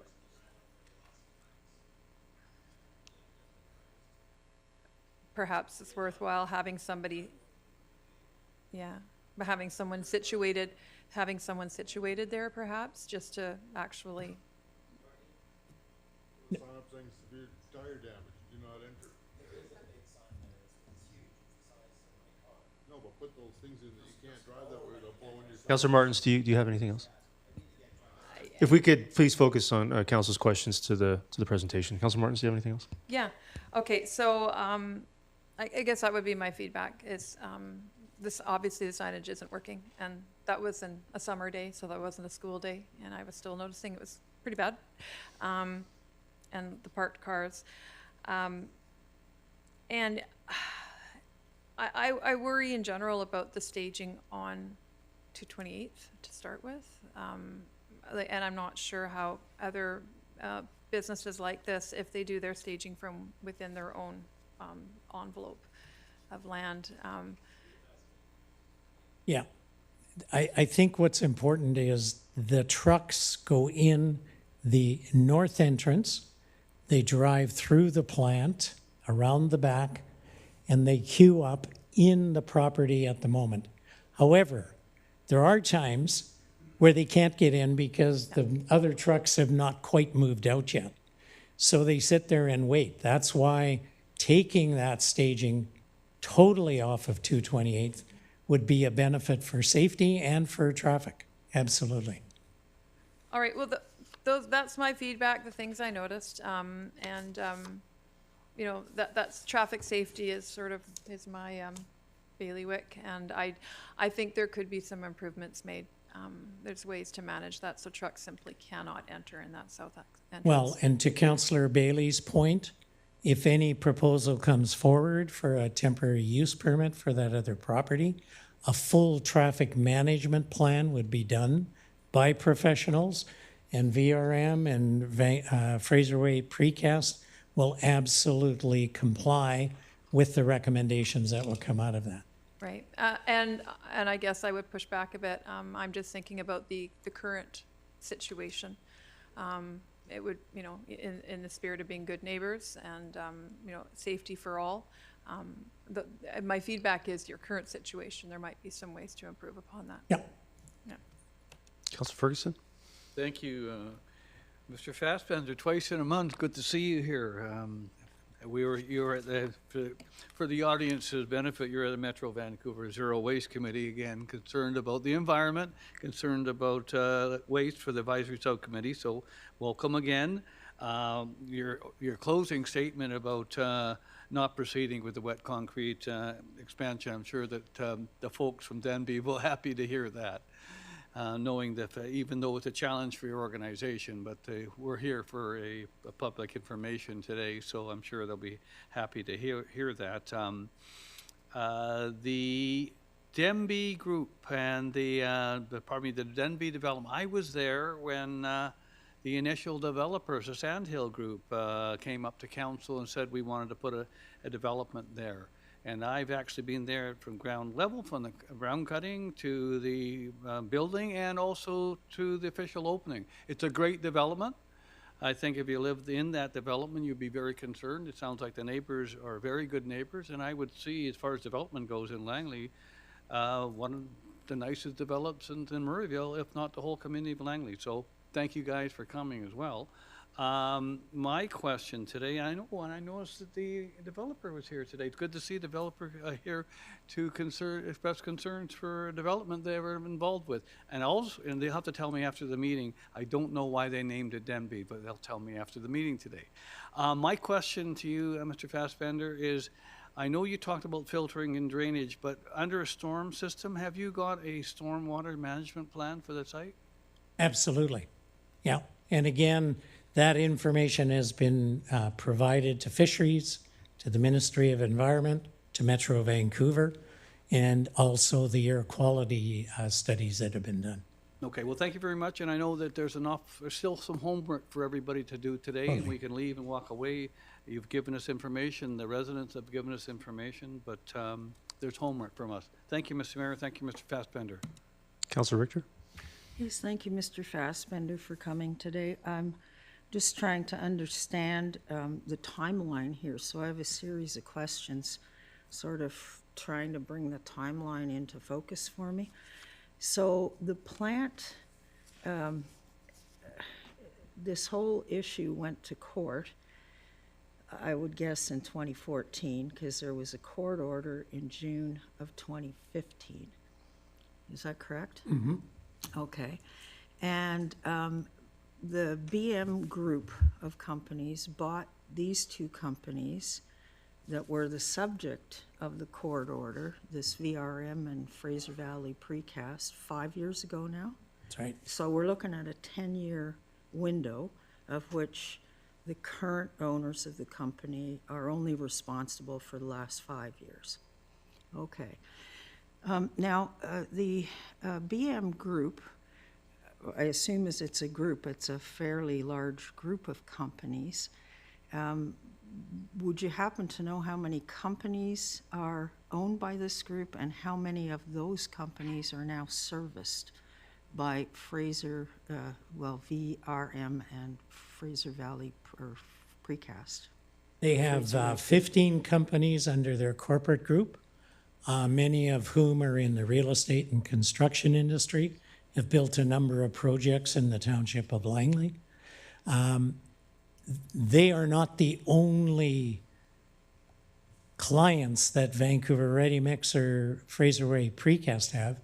They are used by a variety of people throughout Metro Vancouver. They also have an operation in Delta called Yard at a Time. They recently purchased another concrete operation in Merritt, which they have brought under their group.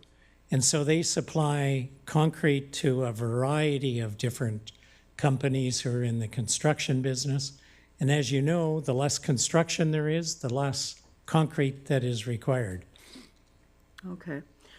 So I want to go back to a question that Councillor Kunst raised earlier with regards to capacity and what defines expansion. The capacity that was measured when the court order came down in 2015, how was that measured at that time? What did they look at? What were the parameters?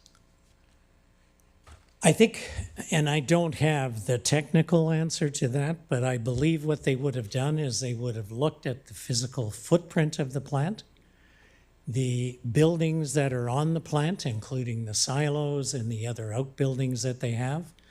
That would have been what they looked at the time. Any improvements in terms of the day-to-day operations that don't require a building permit are outside of that court order because they have done a few things to put other pieces of equipment on the site to be able to manage it and to run an efficient operation. But it was well defined in the details of the court order.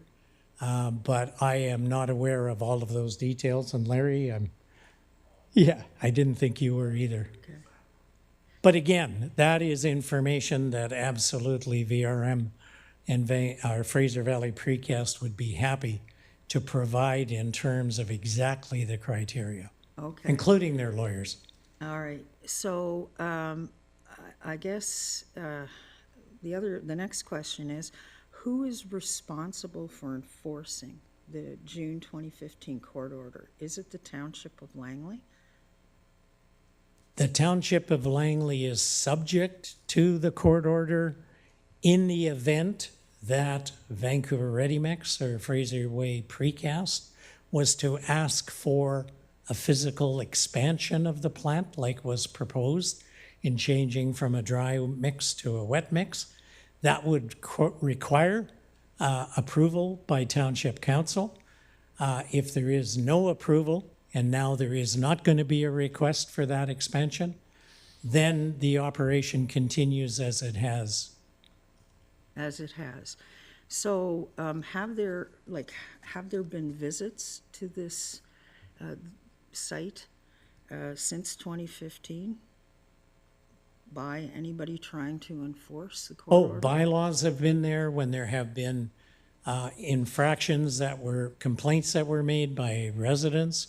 Bylaws came, but what I do know, since VRM has been purchased by the BM Group, anytime they've had a complaint and Bylaws has come, they've been very cooperative and have responded in making whatever changes were required as a result.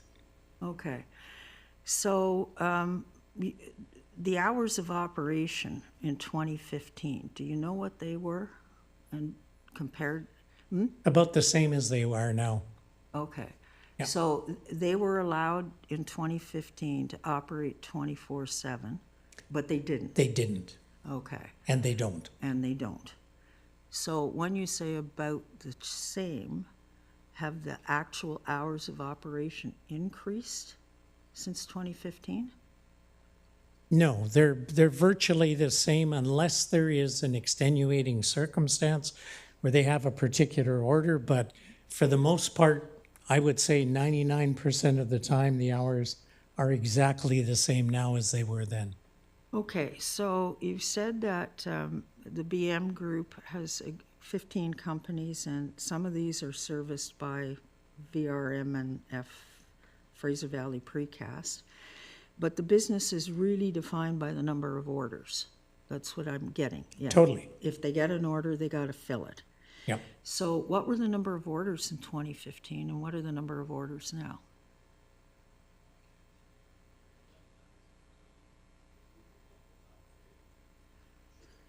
But I think one of the criteria is there are less truck movements today than there was in 2015. I know, but if But I don't know the quantity or the actual numbers, but I'm sure they can provide those to you if you wanted them. Okay, so the owners of the trucks, are they a lot of independent operators? No, they're all Or do they employees. belong to companies? They belong to VRM. They belong to VRM. Other than contractors who provide materials to the plant like sand and gravel, those can be other independent operators, but VRM has absolutely worked with them to make sure they comply with the truck movement. And some of them have broken it. There's no question there have been people that have violated it, but I can assure you that the management of VRM and Fraser Valley Precast have prevented them and have told them that if they continue to do that, that they won't be getting their business. Okay. So you say that the 48th Avenue is only used when Fraser Highway is shut down? It's the only time that they are allowed to use 48th Avenue. There have been times, and there are protocols now for their drivers that say if you use it, once you get a warning, Second time, if you do it again, you get a written reprimand. And the third time, you're fired. And they have fired drivers who have not complied with the rules of using the roads to get into the plant. Okay, so how often per year on average is Fraser Highway closed down? Not often, I don't think. Once a year, twice a year, once a month? I've no idea. Okay, so if they get a property across the street on Fraser Highway to stage trucks, the trucks are basically gonna drive straight across Fraser Highway into this new staging area? No. If Fraser Highway was closed, then they would be able, in order to keep operating and for the business to keep operating, they would have to use 48th Avenue to get in there, but only while Fraser Highway is not available. Okay, but I'm looking at the map here that you'd given us. It's on one of your slides here, which shows the flow. So the trucks would have to do a right in off Fraser Highway to follow the yellow arrows around? No, if Fraser Highway was closed, the trucks would come in and go in the north entrance to the plant as they do now. Okay. The difference now is they come in off of Fraser Highway, they go down to 28th and make a left into the plant at the current time. Okay. So if they're across the street, they can't just cut across No. Fraser Highway? Okay. And that's why a detailed traffic management plan would be important to really drill into the detail of movements and the kind of movements that would happen. Okay. So the trucks that are coming in at that area, which I note is very close to a new middle school that's apparently going to have 1,000 kids in it. Yep. Are they clean trucks or dirty trucks? Like, is there stuff coming off those trucks, like dust?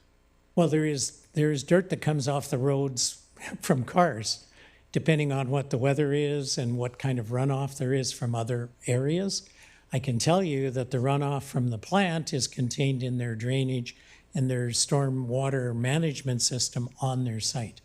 Okay, well, the only complaints I've heard in the time I've been on council is actually what comes out of the plant onto Fraser Highway, so. Yeah, and why they I recognize that. Yeah. Okay, so the flaggers that you've offered to put in during the peak school hours, or the company has offered to put in during the peak school hours, this is going to be at the access road where the school traffic for the new middle school is going to come off, like right underneath Denby and right above precast? Would be right in between if indeed they get the use of the east property to stage and then bring trucks across. Where they cross, that is where the flagger would be to ensure there's nobody on the sidewalk. And if there's a truck coming out and there's cars coming, the flagger would stop the traffic until the few seconds that it takes the truck to cross. Okay, so they would stop the school traffic or stop the trucks? They'd stop the other trucks. If there's kids walking along there, they would not allow a truck to cross until it was safe. Okay. And you mentioned the one point of discharge. Now, the 1 point of discharge are more points of discharge needed? And if No. so, why? No.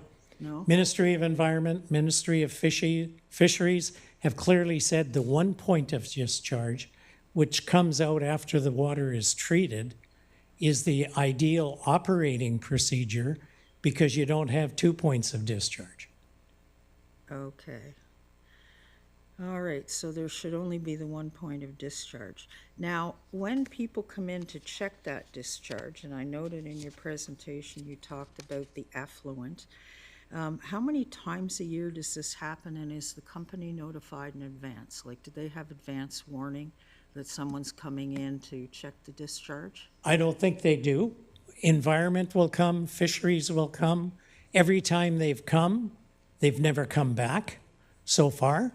But they will keep testing it. And the beauty is the system that VRM and Fraser Valley Precast have tracks the effluent and the pH levels, all of the protocols that ensure that the quality coming out is up to standard Okay. or above. So does that mean that in the 10 years since the court order came out, that the effluent discharge has only been measured once? No, it's measured every day. Every day? Since By MOE? No, not by MOE, but Fraser Valley Precast and VRM have to keep detailed records. And if the Ministry of Environment or Fisheries wants to see those detailed readings from every day, they are provided that by them. Okay. So MOE only comes in very rarely is what I'm Yeah, if there's a complaint or concern that is brought up, they will come out and they will actually look at the records. They will actually test the water coming out of there. And they don't necessarily let them know ahead of time, because some cynics might say, well, if they knew they were coming, they'd do something not to have a problem. So, you know, you want to make sure that those agencies are doing their job as well. Okay, so currently there's 2 towers there, a dry tower and a mixed tower. But 4 were proposed, but they're not gonna happen now? Not going to happen. Not gonna happen.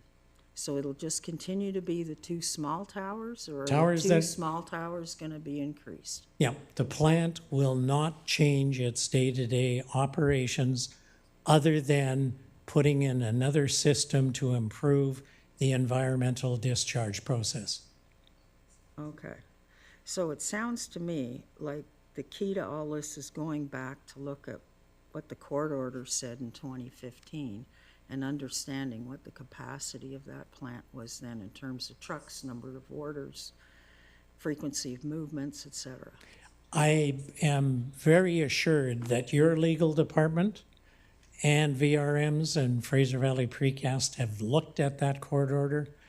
And the bottom line is, I would say that if the township had the authority to do something to change the current operations, you would. The bottom line is you don't.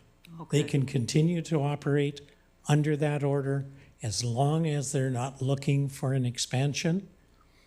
But the only reason a proposal for an expansion came was to make the operation even more efficient from trucks and how long they were there, how long they would idle. But the response from the residents was such that VRM and BM Group have said, we're not going to ask for that expansion. Okay, so we don't know at this stage, but we still need to find out probably if the number of companies serviced by VRM and Fraser Valley Precast have increased since 2015. Because that would, I think, to me, indicate an increase in capacity.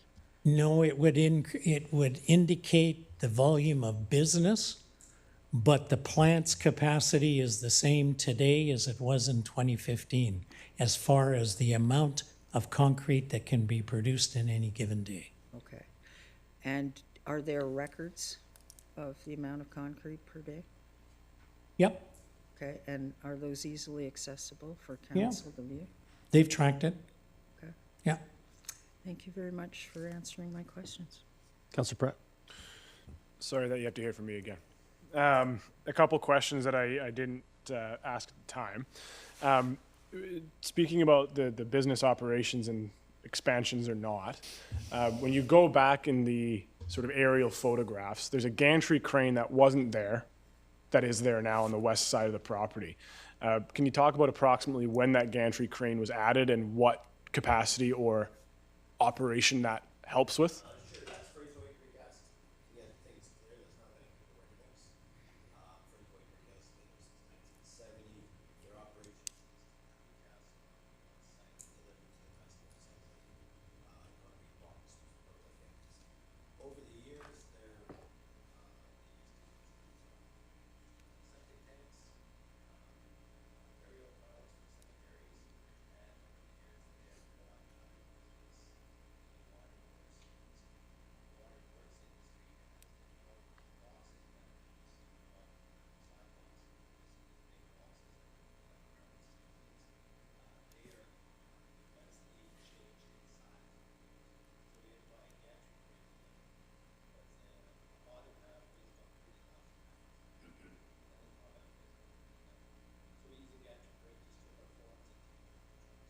So when was that gantry crane added to the site?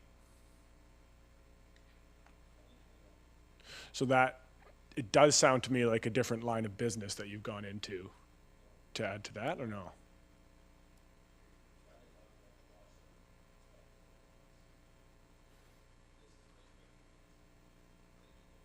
Mm-hmm. Mm-hmm.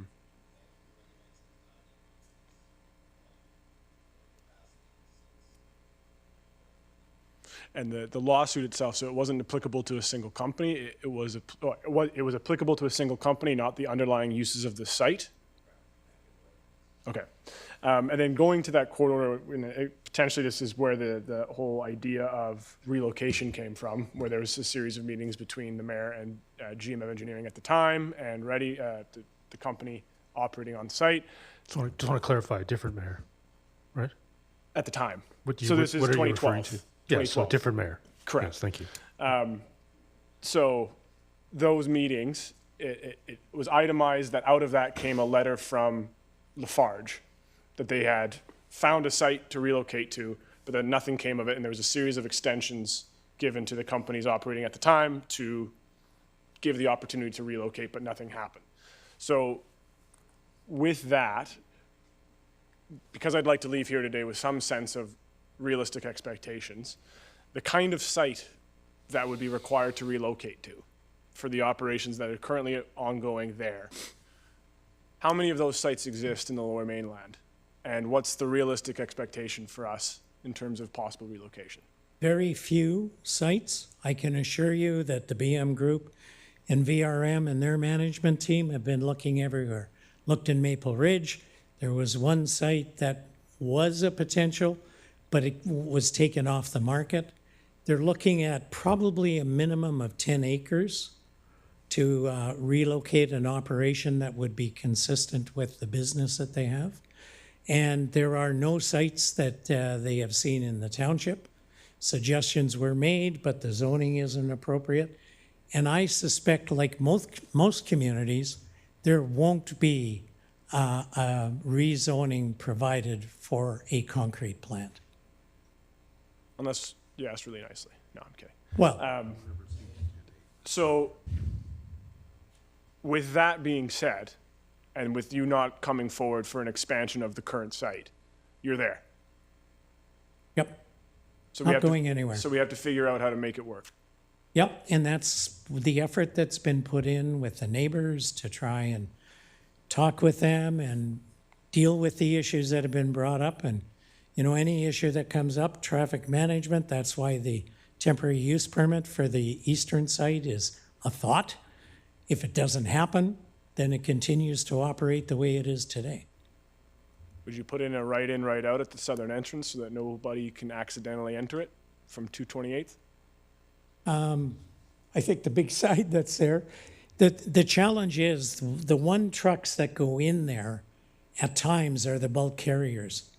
And one of the things they've done on the site, they've asked Hydro to move a power pole that was there, which really prevents easy access in there for them. And that they have that permission, that is being done.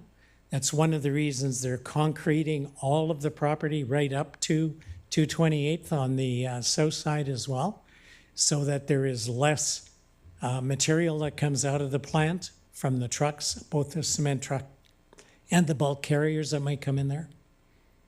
So no is what I said. It Well, sounds like. I think, again, you have to look at the operation, and if you come and take a look at it, you'll see why there still needs to be some access at that end as they come in off Fraser Highway and make a left in there, because some of the trucks are not cement trucks. They're going into the other property as well. Thank you. Councillor Kunst?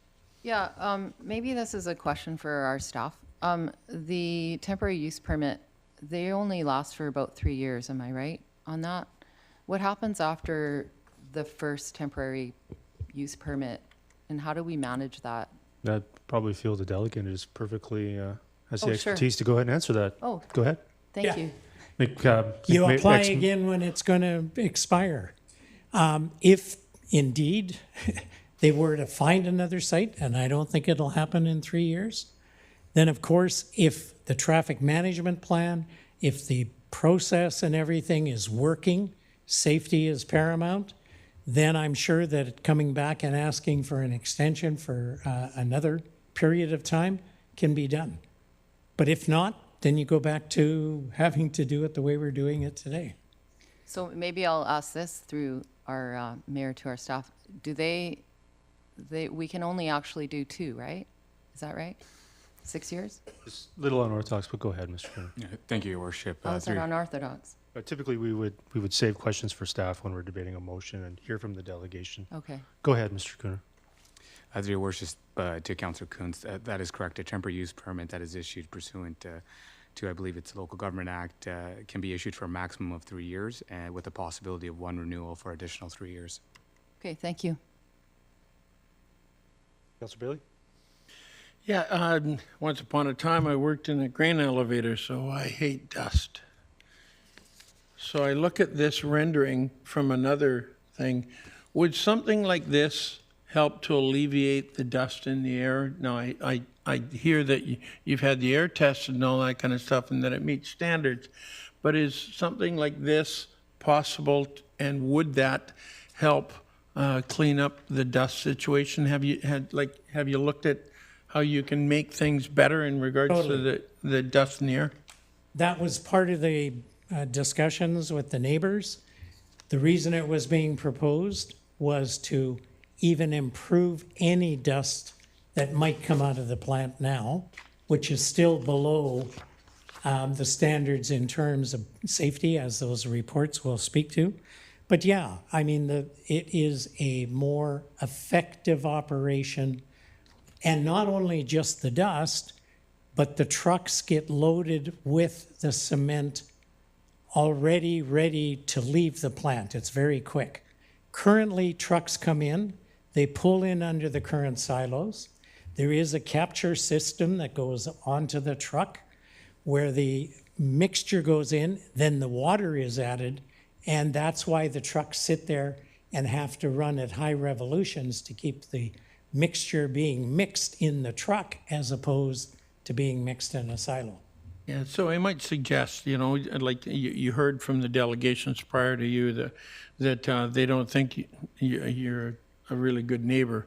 And while I hear about standards also, sometimes it's a good idea to go above and beyond and to try to gain that goodwill.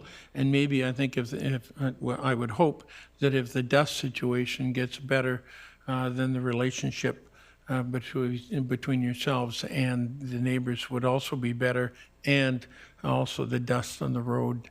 I keep coming back to seeing that stuff in the ditch going down the creek. So might want to think about that, okay?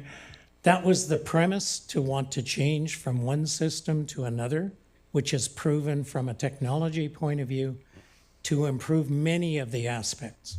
The truck noise, the idling while they're getting filled, all of those things.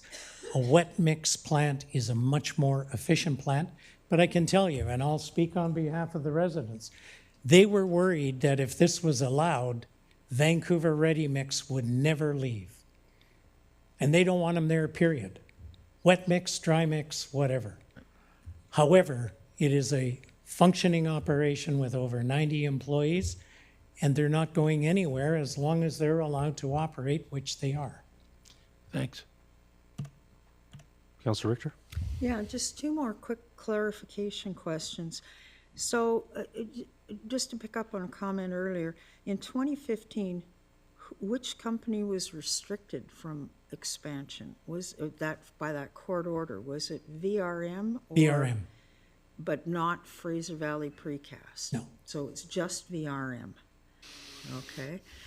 And also my second one here is, so there's not going to be any environmental changes right now, that the whole idea of this thing is gone.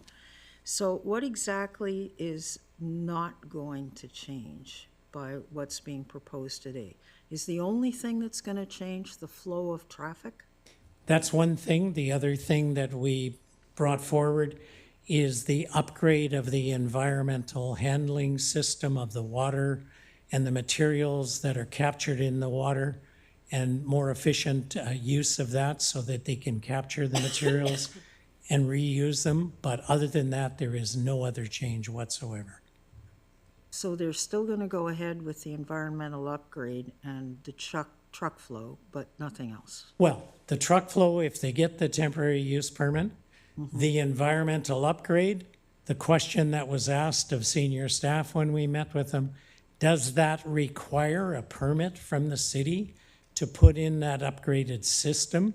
We don't have the answer to that yet. If it does, then that may be a decision that has to be made. And if it doesn't, then they will go ahead and put that system in as part of their ongoing daily operations. Thank you. Right, most of my questions were answered, so I appreciate your presentation. I believe the original intent was to sort of, correct me if I'm wrong, highlight and bring some attention to your intention to apply for a temporary use permit. Is that correct? It's one of the steps when the decision was made not to ask for an expansion to the plant or a change from the dry mix to the wet. That is the only question that we think is outstanding. And it is the ownership's intention to apply for a temporary use permit for some version of what we've been shown here today? Yep. Once the traffic management plan is done and all of the issues that are still outstanding on that and the usage of that land, then absolutely, and a detailed presentation would be made to staff first, and I'm sure staff would report back to council as well. Is there some reason you have a preference for a temporary use permit versus a rezoning application? No. No preference? No preference. Okay. If rezoning was allowed and would allow that usage based on all of the facts, then the client would be more than happy to ask for a rezoning of that site.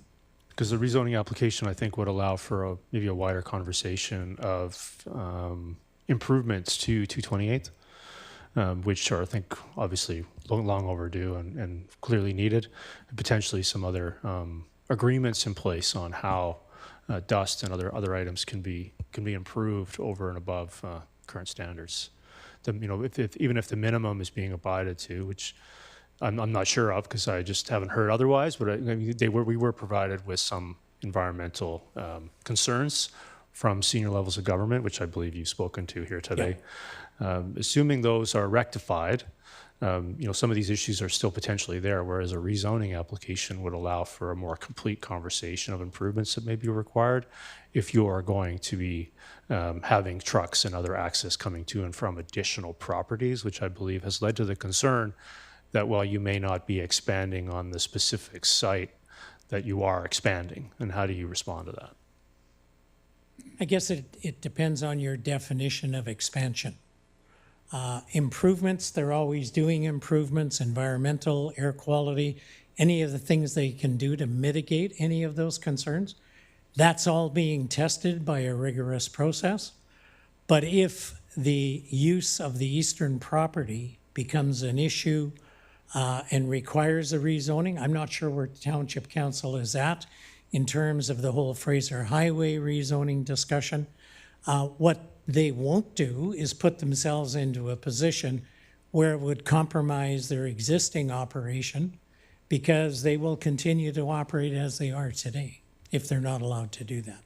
But are they open to have that discussion? Absolutely. I'll leave that with you to consider and potentially interface with the staff over the two different options and the pros and cons of each of those options. I don't have anything else. A lot of my questions were answered. So I appreciate your presentation here today, and I know there'll be a number of follow-ups, and I'm assuming the conversation will continue. I'm sure. As the schools expand, and I believe that there's approvals in place for additional housing as well. So the issue will continue, and I appreciate your openness to coming here today and answering some pretty tough questions. Our pleasure. All right, thank you very much. So we've had almost 2.5 hours on one item. So I'm going to ask for another recess here, and we'll reconvene at 5 minutes to 4.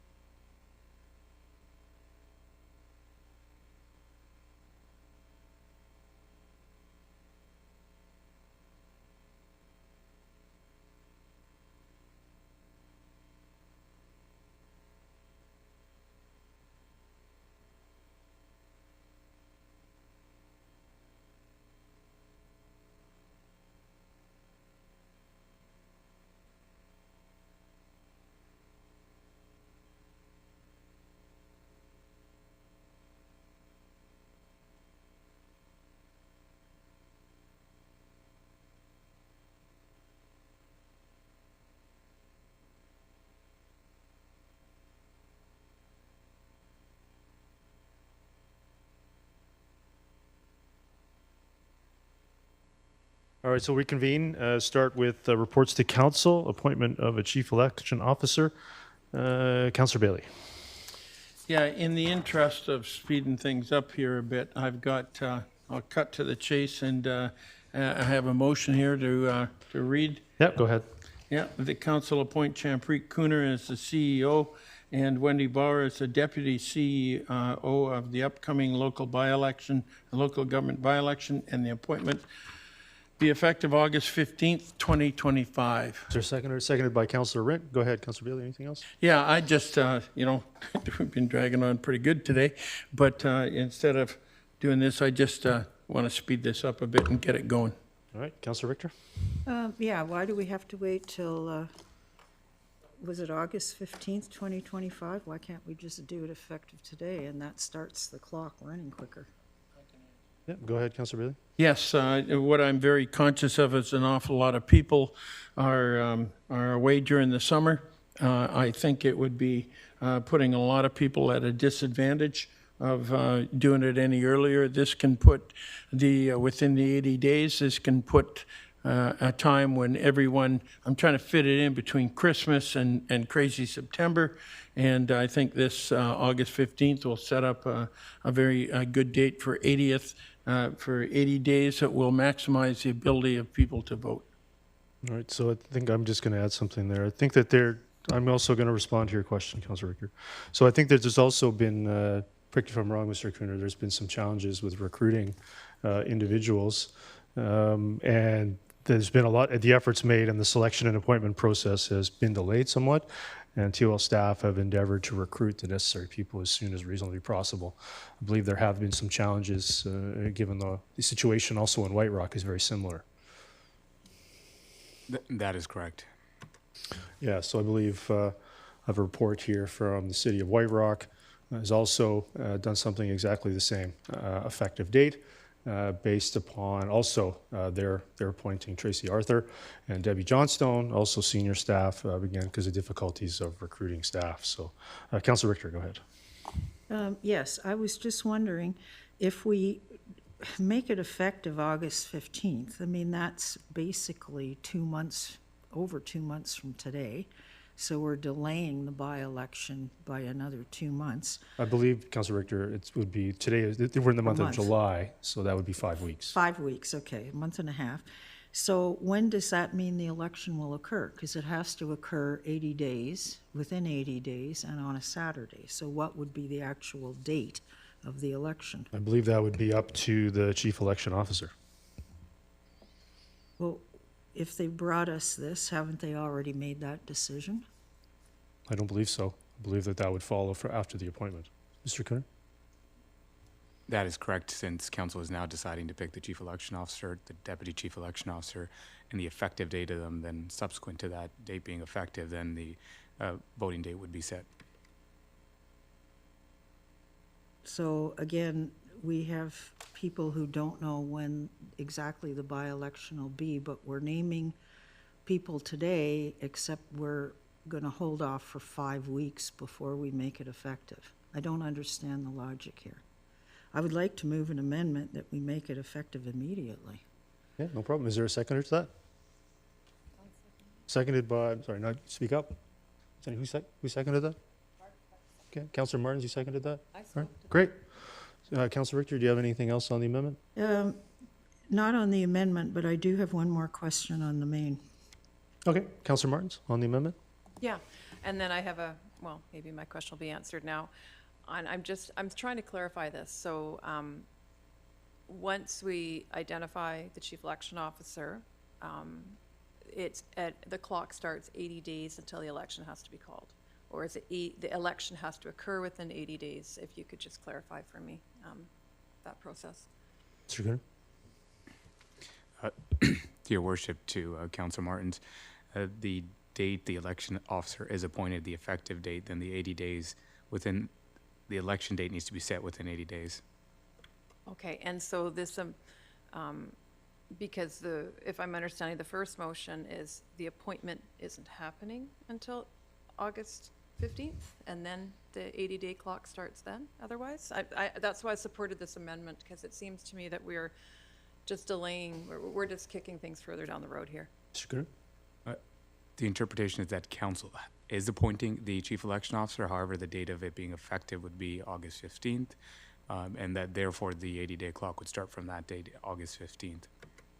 Okay, so I would support this amendment because I feel 80 days is still quite a long time frame, and summer will have come and gone, and we're back into the fall anyways. So I don't see, like, let's just get on with it.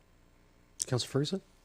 It's funny, you know, I hope I don't have to make an amendment to ask a question. This is brand new legislation put by Victoria. And I know that our staff is not going to be able to answer the next question because it's something that we can't explain. We're all municipally elected folks right across the country. One of our colleagues was also elected. I'm not talking about Langley, in the region, in Richmond, was elected to the federal government, a member of council. That person does not fall into this legislation. I'm not going to ask our staff to answer that question. They were elected federally, but they're still municipal councilors. They're not going to have a by-election in Richmond. I guess they could if they want. They're not going to. The member of council who's a member of parliament now is not going to have a by-election. But the legislation in BC says, well, we're going. They didn't pick up the phone and phone the prime minister and say, well, we wanted to make a change here federally. No, that hasn't happened. So we're looking at new legislation, and now it's put out today. Perhaps if it was September 1st, I guess perhaps we could have a quicker by-election. Most people don't like to be told to vote on a long weekend on a Saturday in the summer. So our timelines are changed quite significantly. So it's difficult for all of us councillors, and myself included, to understand the legislation, understand the consequences, understand how it affects some of our colleagues in Richmond. But I guess I'm going to support this motion. When the by-election is, I'm sure it will happen. It'll cost the public lots of money, but I guess that's the process. But those are my comments, Mr. Mayor. Councillor Bailey? Yeah, I'm against this amendment because if we move it effective now, what happens is expectations of the public is that you get onto it immediately.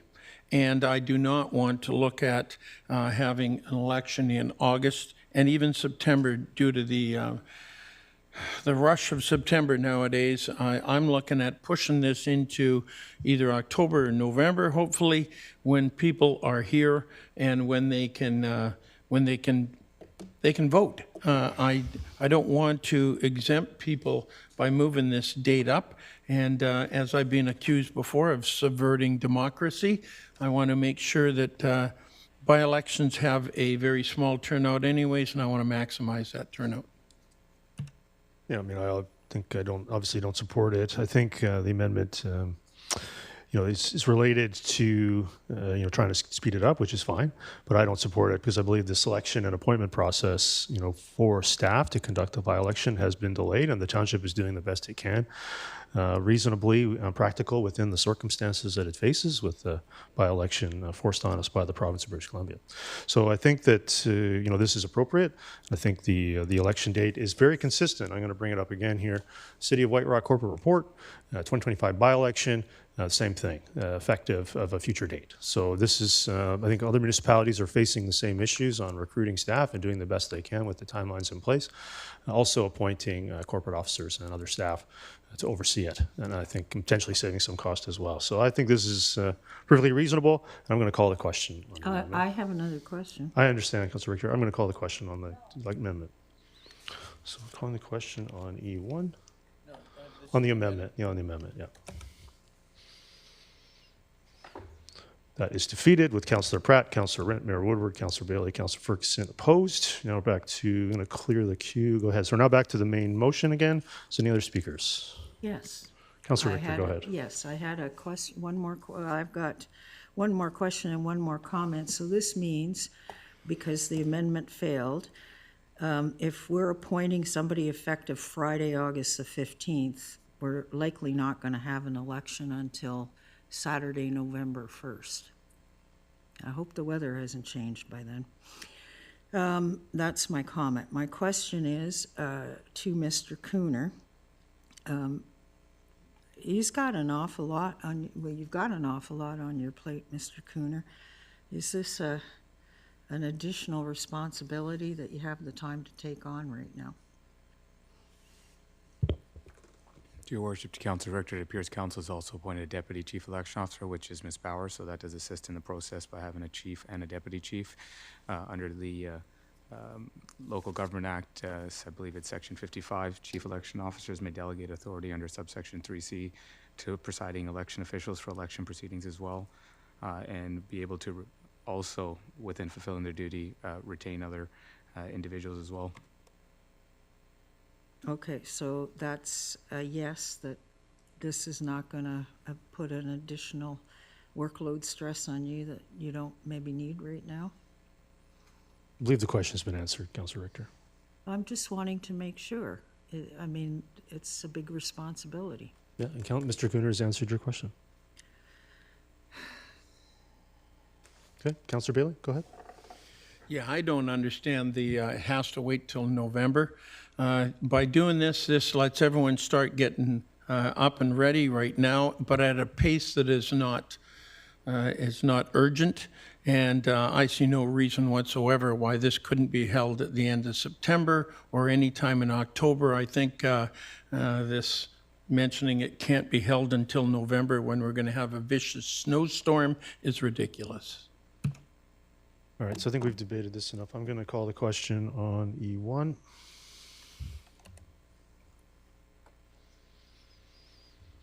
That carries unanimously. I'm going to move the second item, that staff be authorized to fund the by-election from funds set aside for the agricultural viability study, which will be deferred during 2025 and be replaced as part of the 2026-2030 budget process.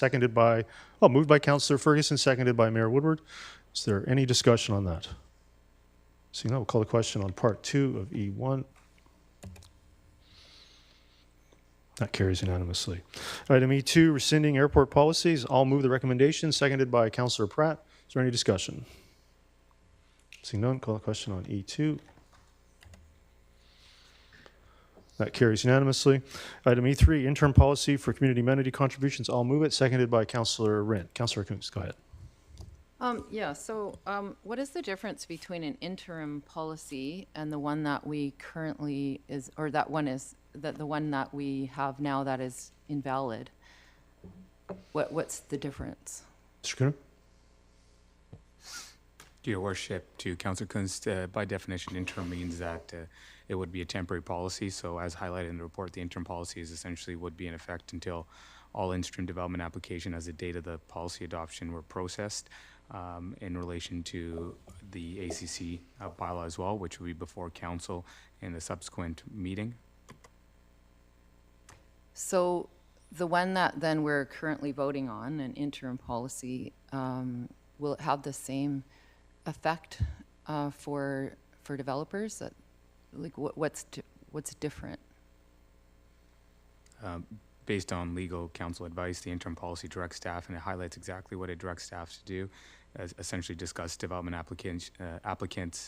development applications with the applicants with the prospect of making amenity contributions to the township, or either negotiate with development applicants on a case-by-case basis for the provision of community amenities as a part of a phased development agreement, or consider amenity contributions either at the initiative of development applicants or as a result of rezoning negotiations between the applicant and the township. So that policy is attached as attachment A to the report. So if a developer, we capture CACs through this interim policy, and then we have an ACC policy that comes up in the next 6 months or so, which one will sort of have the most, like, can a developer go, actually, I want to have the ACC policy because it's better? Your Worship, to Council Kunz, we are exploring those options as well, and staff are actually planning on doing an ACC when the bylaws brought forward presentation, which would be able to answer all the questions in relation to in-stream protections and options to either participate in the ACC bylaw. 'Cause, yeah, I mean, I think the ACC policy is better. I think it's better. Your Worship, to Council Kunz, we are exploring those options as well, and staff are actually planning on doing an ACC when the bylaws brought forward presentation, which would be able to answer all the questions in relation to either participate in the ACC bylaw. So right now, it's going to be a little bit of it's an interim, but it's also, we don't really know how this is going to really land. If with the development, with developers or developments that might come into the system. Is that a question? Well, yeah, it is. Do we know? I'm not clear what the question is. So because this is an interim policy, and my question about ACCs, it sounds like we don't know exactly how a developer might go, okay, actually, I want to actually go underneath the ACC policy. If they're, because at what point do we capture these CACs? CACs are captured during the rezoning process. Okay, so they're paid for then, and we can't go back? They can't go back and go, actually, I like that ACC policy better?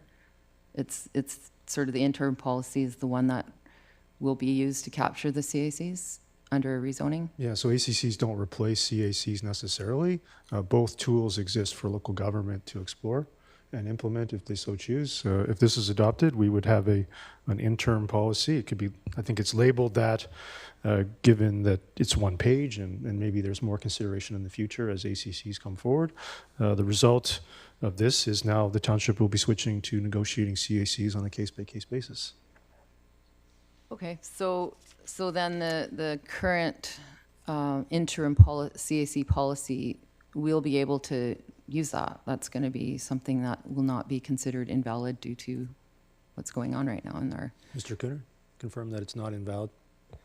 To your worship, to Councillor Coons, we have, this has been prepared by legal counsel, and legal counsel have prepared this, taking into consideration the Supreme Court of British Columbia's decision. Okay, thank you. Councillor Richter? Yeah, I had a similar question. My question is maybe a little more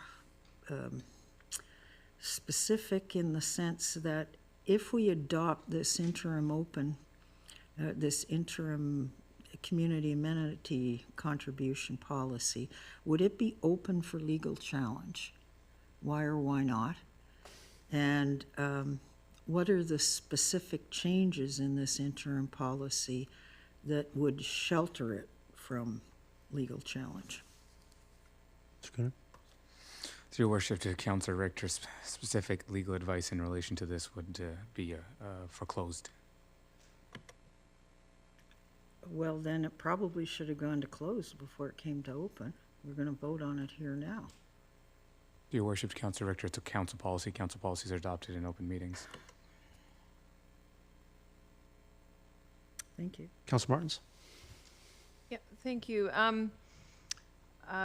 So I understand through the chair, Mr. Cooner, you said that this was prepared with legal counsel, this interim policy.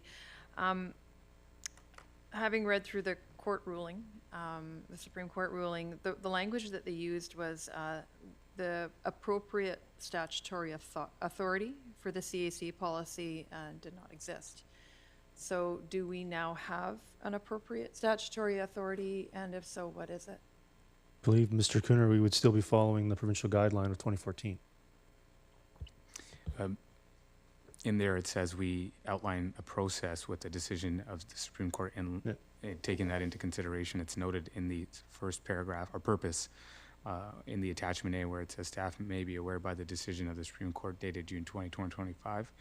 And we did rely on legal advice in relation to this to have this interim policy regarding community amenity contributions brought before council. Okay, so I'm sorry, I just need more clarification because you're referencing a policy from 2014. I'm wondering what the statutory authority is, because statutory is going to be Regulation Act. What is it? Yeah, so it wasn't a policy. It was referring to the provincial guidebook outlining some best practices for community amenity contributions for municipalities to follow. I believe many municipalities rely heavily on the current Minister of Housing stated clearly in the legislature that CACs are a valid tool for local government to explore. And again, and my question continues to be, what is the appropriate statutory authority? Because those are policies, guidebooks, words uttered in the legislature. What is the actual statute? And I'm going to concur with Mr. Cooner that that conversation is best for closed, given the current circumstances.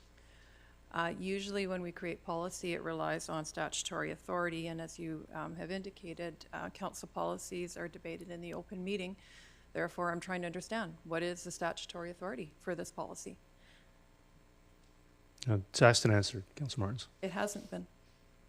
We feel that it has. I All questions flow through the chair. Your question has been asked and answered. Councillor Richter? Yeah, I'd like to move deferral of this until after a closed meeting. Yeah, that's perfectly fine. Is there a seconder to that? Not seeing a seconder. Councillor Richter? Okay. Anything else? Nope. Great. So with that, call the question on E3. That carries with Councillor Martins, Councillor Richter opposed. E4, Veteran Memorial Crosswalks, moved by Councillor Bailey, seconded by Councillor Rent. Is there any discussion on E4? Councillor Bailey. Yeah, I've wanted to see these for quite a while, ever since I got elected. I think this is a great way to recognize the contribution of veterans in Canada, especially cooperating with the Aldergrove Legion. And I think this is just a way of showing everyone that here in the Township of Langley, we respect the sacrifices of our veterans. Councillor Martins? Yeah, I'm very pleased to see this. I want to thank staff for bringing back the report from the motion that I had moved to requesting this. And I really like the idea of the locations and I understand the Legion, having spoken with them, they've had some really great conversations with staff. And they're really excited about this as well. So thank you very much for bringing this forward. Councillor Ferguson? Oh, yes, too. And I think it's important that we're doing this. And I guess my question, how soon may they proceed, if I may, through the chair?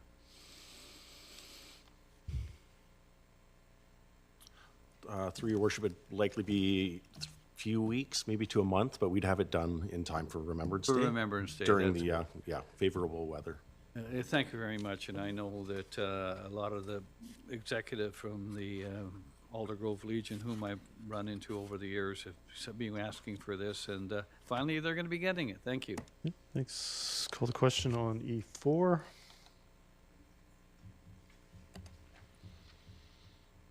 That carries unanimously. Ms. Bauer, can you bring up, I'm going to move an alternative to the recommendation for E5.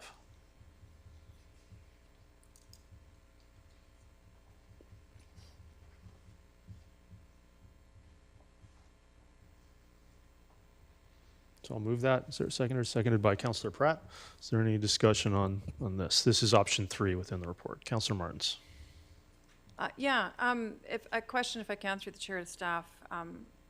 I frequently am in this area, and there is a crosswalk with, I think, some sort of flashing beacons or lighting half a block west of it. Are we going to have both of those crosswalks in play? I'm just wondering about the traffic flow in that area.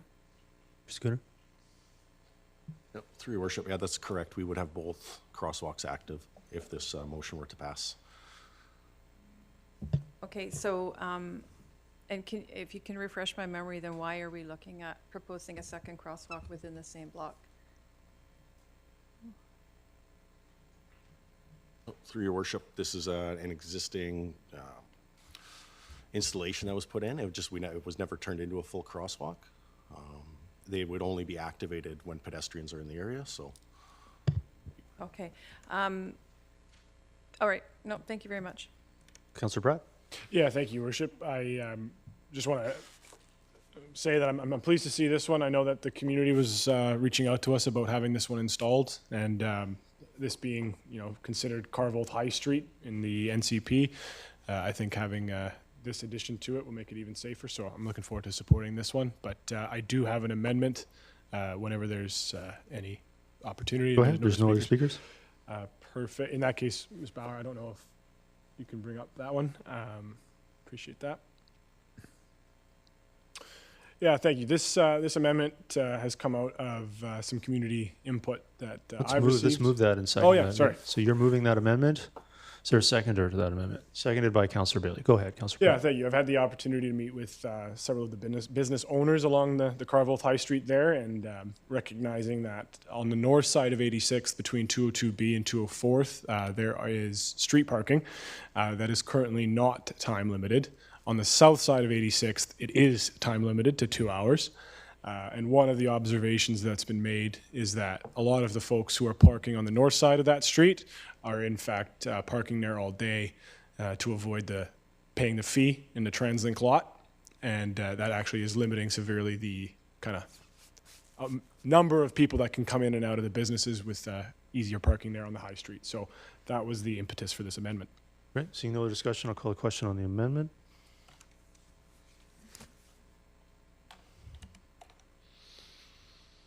That carries unanimously. Anything else, Councillor Pratt? That's it. No, the main motion as amended. Seeing no other seekers, I'll call the question on E5. It's amended.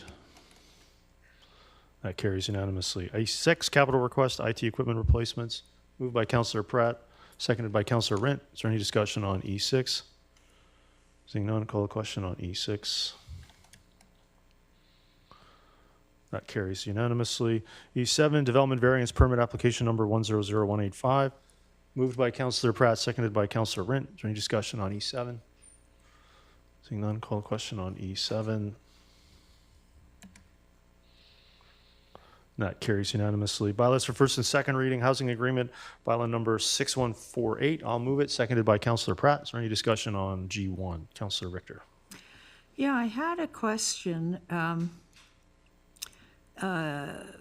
Due to the recent vacancy on council, has there been a change to the board membership of the Township of Langley Housing Trust Society?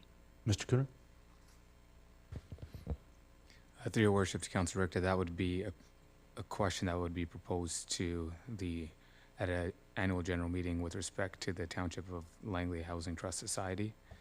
And I believe, as indicated before, all members of council are members of the society.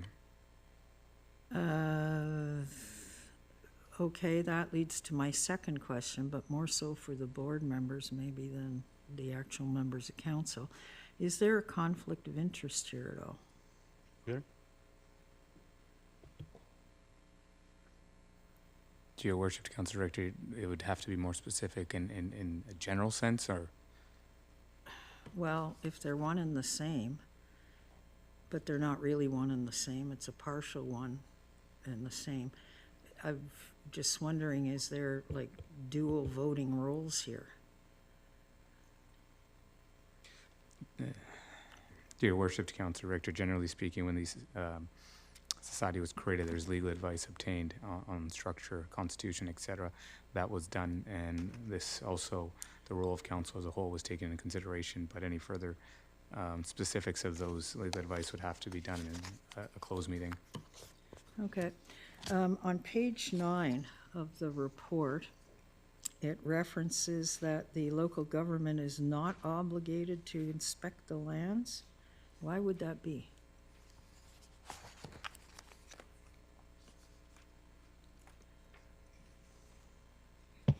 Through your worship, Council Richter, that's in the housing agreement itself. It's a standard term consistent with the two other housing agreements council supported. It just indicates that there's no obligation on behalf of the township to do those inspections. Okay, but we're party to the agreement. Okay. And my second question on it is, we're seeking a further waiver of DCCs. Why wasn't this done with the first waiver of them? Through your worship, Council Richter, through work with TransLink and Metro Vancouver, they've indicated that the appropriate mechanism and tool to be used to satisfy their requirements for the waiver is a housing agreement. So this is why it's in front of council, consistent with the other two sites, your worship. Thank you. Seeing no other discussion, I'll call the question on G1. That carries. Councillor Richter opposed. Temporary borrowing bylaws, bylaw number 6156, 6157. I'll move it, seconded by Councillor Rent. Is there any discussion on G2? Councillor Kunst. So I can understand, you know, the logic around temporary borrowing for something that we haven't already built, but why are we borrowing for the parkade when we've already built it? Or like temporary borrowing? Mr. Cooter? Do we have long-term borrowing already attached to the parkade? Mr. Cooter? This bylaw will allow us to temporarily borrow or to go for permanent borrowing. We have, it's just one debt for that parkade. So when we, like how I always understood temporary borrowing is so we could get shovels in the ground and get going on it. But the Janda Group has already built the parkade. This is how I understood this. So we're paying back the Janda Group, is that right? We have not yet made the payment for this parkade. No, I understand that. So we're now going to pay the parkade through temporary borrowing, right? Correct. So if we use, what's the benefit of using temporary borrowing as opposed to long-term? Is there a difference in this situation with the parkade?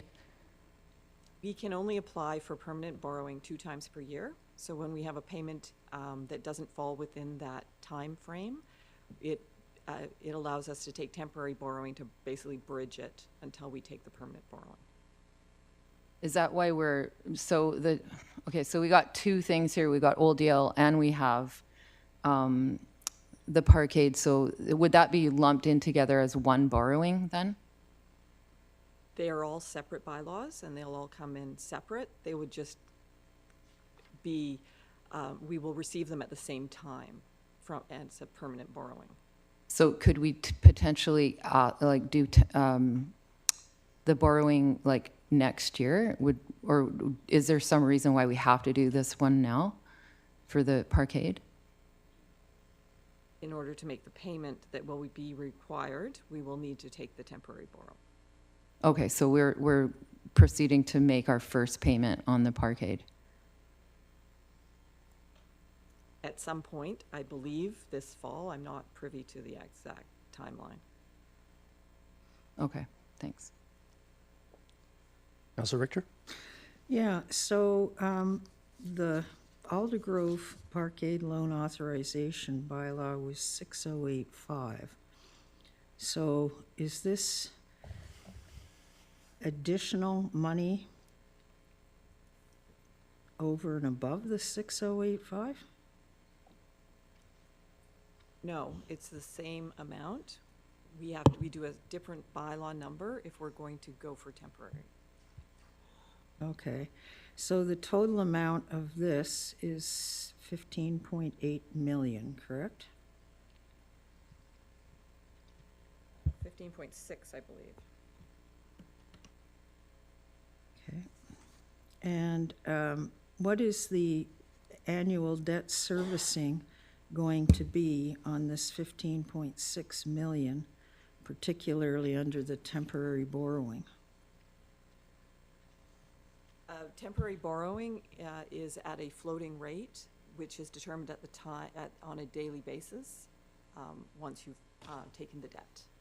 Okay, and what is the new total debt number with these 2 added in? So the debt, again, does not change. It's just the method that we're taking them, whether they're permanent or temporary. Okay, but this is approving temporary borrowing as well as long-term borrowing? Or is the temporary borrowing part of the spring 2026 borrowing? So the temporary borrowing will be replaced with the permanent borrowing when we get to pull the permanent borrowing. Okay, but I've been understanding that permanent borrowing usually has a lower debt rate than, or a servicing rate than temporary borrowing. Am I incorrect in that assumption? That can vary depending on what's happening in the interest rate market. Okay, thank you. Seeing no discussion, I'll call the question on G2. That carries with Councillor Richter, Councillor Kunst opposed. Bylaws for final adoption, temporary borrowing bylaws, bylaw number 6149, 6150, 6151, 6152, 6153. I'll move it, seconded by Councillor Rint. Is there any discussion on I1? Councillor Martins. Yeah, I would like, there's quite a few bylaws I'll put in here together. I'd like to move for division. All right, is there a seconder to division? Seconded by Councillor Richter. We'll just call the question on division.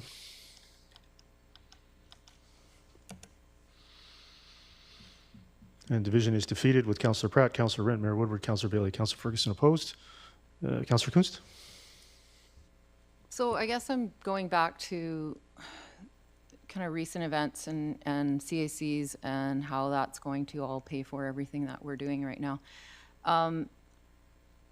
Is it possible to push the pause button on, say, for example, the Smith Athletic Park? Mr. Gunnar? Your Worship, Councillor Kunz, would probably need a bit more clarification on the intent of putting a pause button on a capital project. The suggestion would be that if council's direction is to do that, then it would be a resolution to staff to explore that option, to potentially see the status of the project, whether there's options to pause a project, but we'd need a bit more clarification on that and council direction. Sure. So I've noticed, other municipalities, they take into consideration, the cost, maybe the landscape of, what's going on right now in the world of collecting, taxes and CACs, and said, oh wow, that's too expensive, we can't do it. Are we too far in to do something like that? Can we pare it down? Like it's the dollar for me. It's not really the project and the we know that we need soccer fields in our community, but I guess for me it's like, is there any way that we can, in light of how we're collecting CACs or maybe possibly the lack thereof, how we're going to pay for this? Yeah. That to me, it continues to be like a big question, and it's really hard for me to just keep on pushing the in favor button when I really don't know how we're really all going to pay for all this stuff. Yeah, so I think it's probably outside the scope of final adoption of temporary borrowing bylaws. And from what I recall, you voted against phase 2 of the Smith Athletic Park anyway. I did, yeah. Yeah, so again, I guess I could just continue to ask the question because I don't really get any clarity on it, but I think that's you fine. made it clear you don't support the project, though. All right, so I'm going to call the question on I1.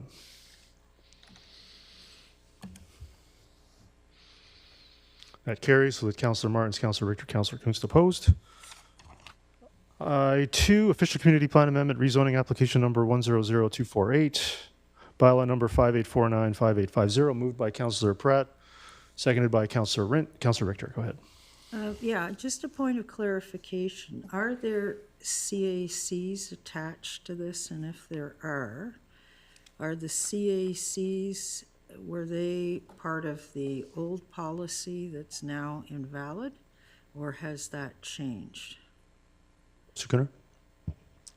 Through your worship, Councillor Richter, when they first went forward to council, yes, they were subject to the CAC program that was outlined in the subject report to council of March 13, 2023. And as a voluntary mechanism, the proponent has provided those CACs, which is why it's advanced to council for consideration, your worship. Okay, so are these CACs going to be eligible to be refundable based on the recent court decision? Mr. Gunnar? To your Worship, Councillor Richter, the developer is proceeding with a voluntary amount, confirming that they've provided acknowledgement and releases and certificate of independent legal advice. That is a bit of a hypothetical legal question being proposed, but we are going through the process and obtaining legal advice. Okay, thank you. Call the question on I2. That carries. Councillor Richter opposed. Does anybody wish to make a mayor and council report or a regional report? Councillor Kunst, go ahead. Yeah, I just want to commend our staff for Canada Day events. I went around from the BC Farm Museum to the fort, and then we went over to Aldergrove, and then we landed in Map, and I just got to say that it was really great. I had my 2 grandkids with me. They didn't want to leave. The events were free. They could go on all these different, you know, bouncy castles and what have you. And so I just, there's so much planning that goes into that, so much organizing, and I just want to say that, you know, had a really great time with my grandkids, and it seemed like everybody there was having a good time too. So, way to go, staff! You pulled another event off, you know, really, really great. So, thank you. Councilor Ferguson? Your worship, sorry to jump in here. There's just a deep development permit attached to I-2 as well. Oh, yes. All right, so we'll get through the mayor and council report, and we'll come back to that. Councilor Ferguson, go ahead. Oh, are we at the mayor and councilor, or are you going back to Either the one. Go voting? ahead. Either one. I'll go back and fix that mistake in a minute. Go ahead, Councilor Ferguson. Oh, I just wanted to say that I agree with Councilor Coons, the fact that Canada Day, a lot of great events, and compliment staff as well. Also, we, myself and a few other councillors were at the Langley Hospital, plates and glasses, and a great event at Acquiring Farm. And the weather was great, and it was a great time by all. It was a great event and good to support the hospice. And back to regional. Can I do regional too? Go ahead, Councilor. Is it, as I indicated earlier, we had a meeting with our Zero Waste Committee, and our goal is to reduce waste, and they've got a consultant board that works in consultation with us, and they're doing everything they can, expanding with businesses and industries to reduce waste as well. It was very well presented, and they're going to be going more campaigns you'll see on TV and in the media about folks doing certain things and coming to the habit of reducing waste. Thank you. Yeah. Councilor Bailey? Yeah, just at the Metro Climate Action Committee, we had a very interesting presentation dealing, and the title of it was The Myths of Hydro Shortage. And I've requested this presentation to get my hands on it, because listening to it, he was explaining that there is no drastic shortage right now of hydro, and going into the near future. We keep hearing all the time that there's not enough capacity, and these guys explained it, and believe me, I've got to sit down and read through it, because it was a very complex presentation about the figures and how they juggle around the hydro. So I'm getting my hands on that, and I'll make it available to council. All right, seeing no other reports, we'll go back to I-2, move development permit number 101190, moved by Councilor Ferguson, seconded by Councilor Rent. Any discussion on the development permit? Seeing none, call the question on I-2 development permit. That carries. Councilor Richter opposed. All right, L1 or M1 through 4, any discussion? I do have a motion under M2. Ms. Bauer, if you could bring that up.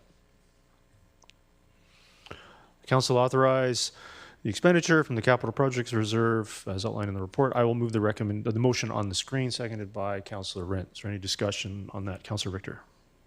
No, I No? had another thing. All right. Sorry. Is there any discussion on the motion for M2? Seeing none, call the question for M2. That carries unanimously. Okay, I'm going to clear the queue. Is there any other questions from items M1 to 4 or L1? Councilor Richter. Yes. Under M1, I'm just looking at the report that was attached, the executive summary, and I guess I'm looking for some clarification. So are we still using blended water in township? Yes. Okay, how much blended water are we using? Scott? Through your worship, I don't have that number available at the moment, but we could get back to you. Okay, and also the cost of blended water. Historically, it's been lower than the pure Metro Vancouver water utility cost. Is it still lower, and how many residents does this affect? Through your worship, I don't have that information available at the moment, but we can get it for you. Thank you. All right, any other questions or discussion on M1 through 4? Councillor Richter. Yes, M3, which I believe is the report that is coming back to us as a result of a delegation that was made to council in the previous couple of meetings ago. Has the delegation been advised regarding a temporary use permit, which is referenced on page 2?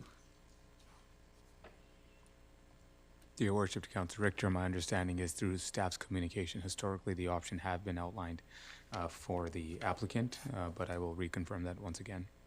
Okay, because the applicant, I believe, just wanted to use it for what it's always been used, parking trucks, not putting buildings on it.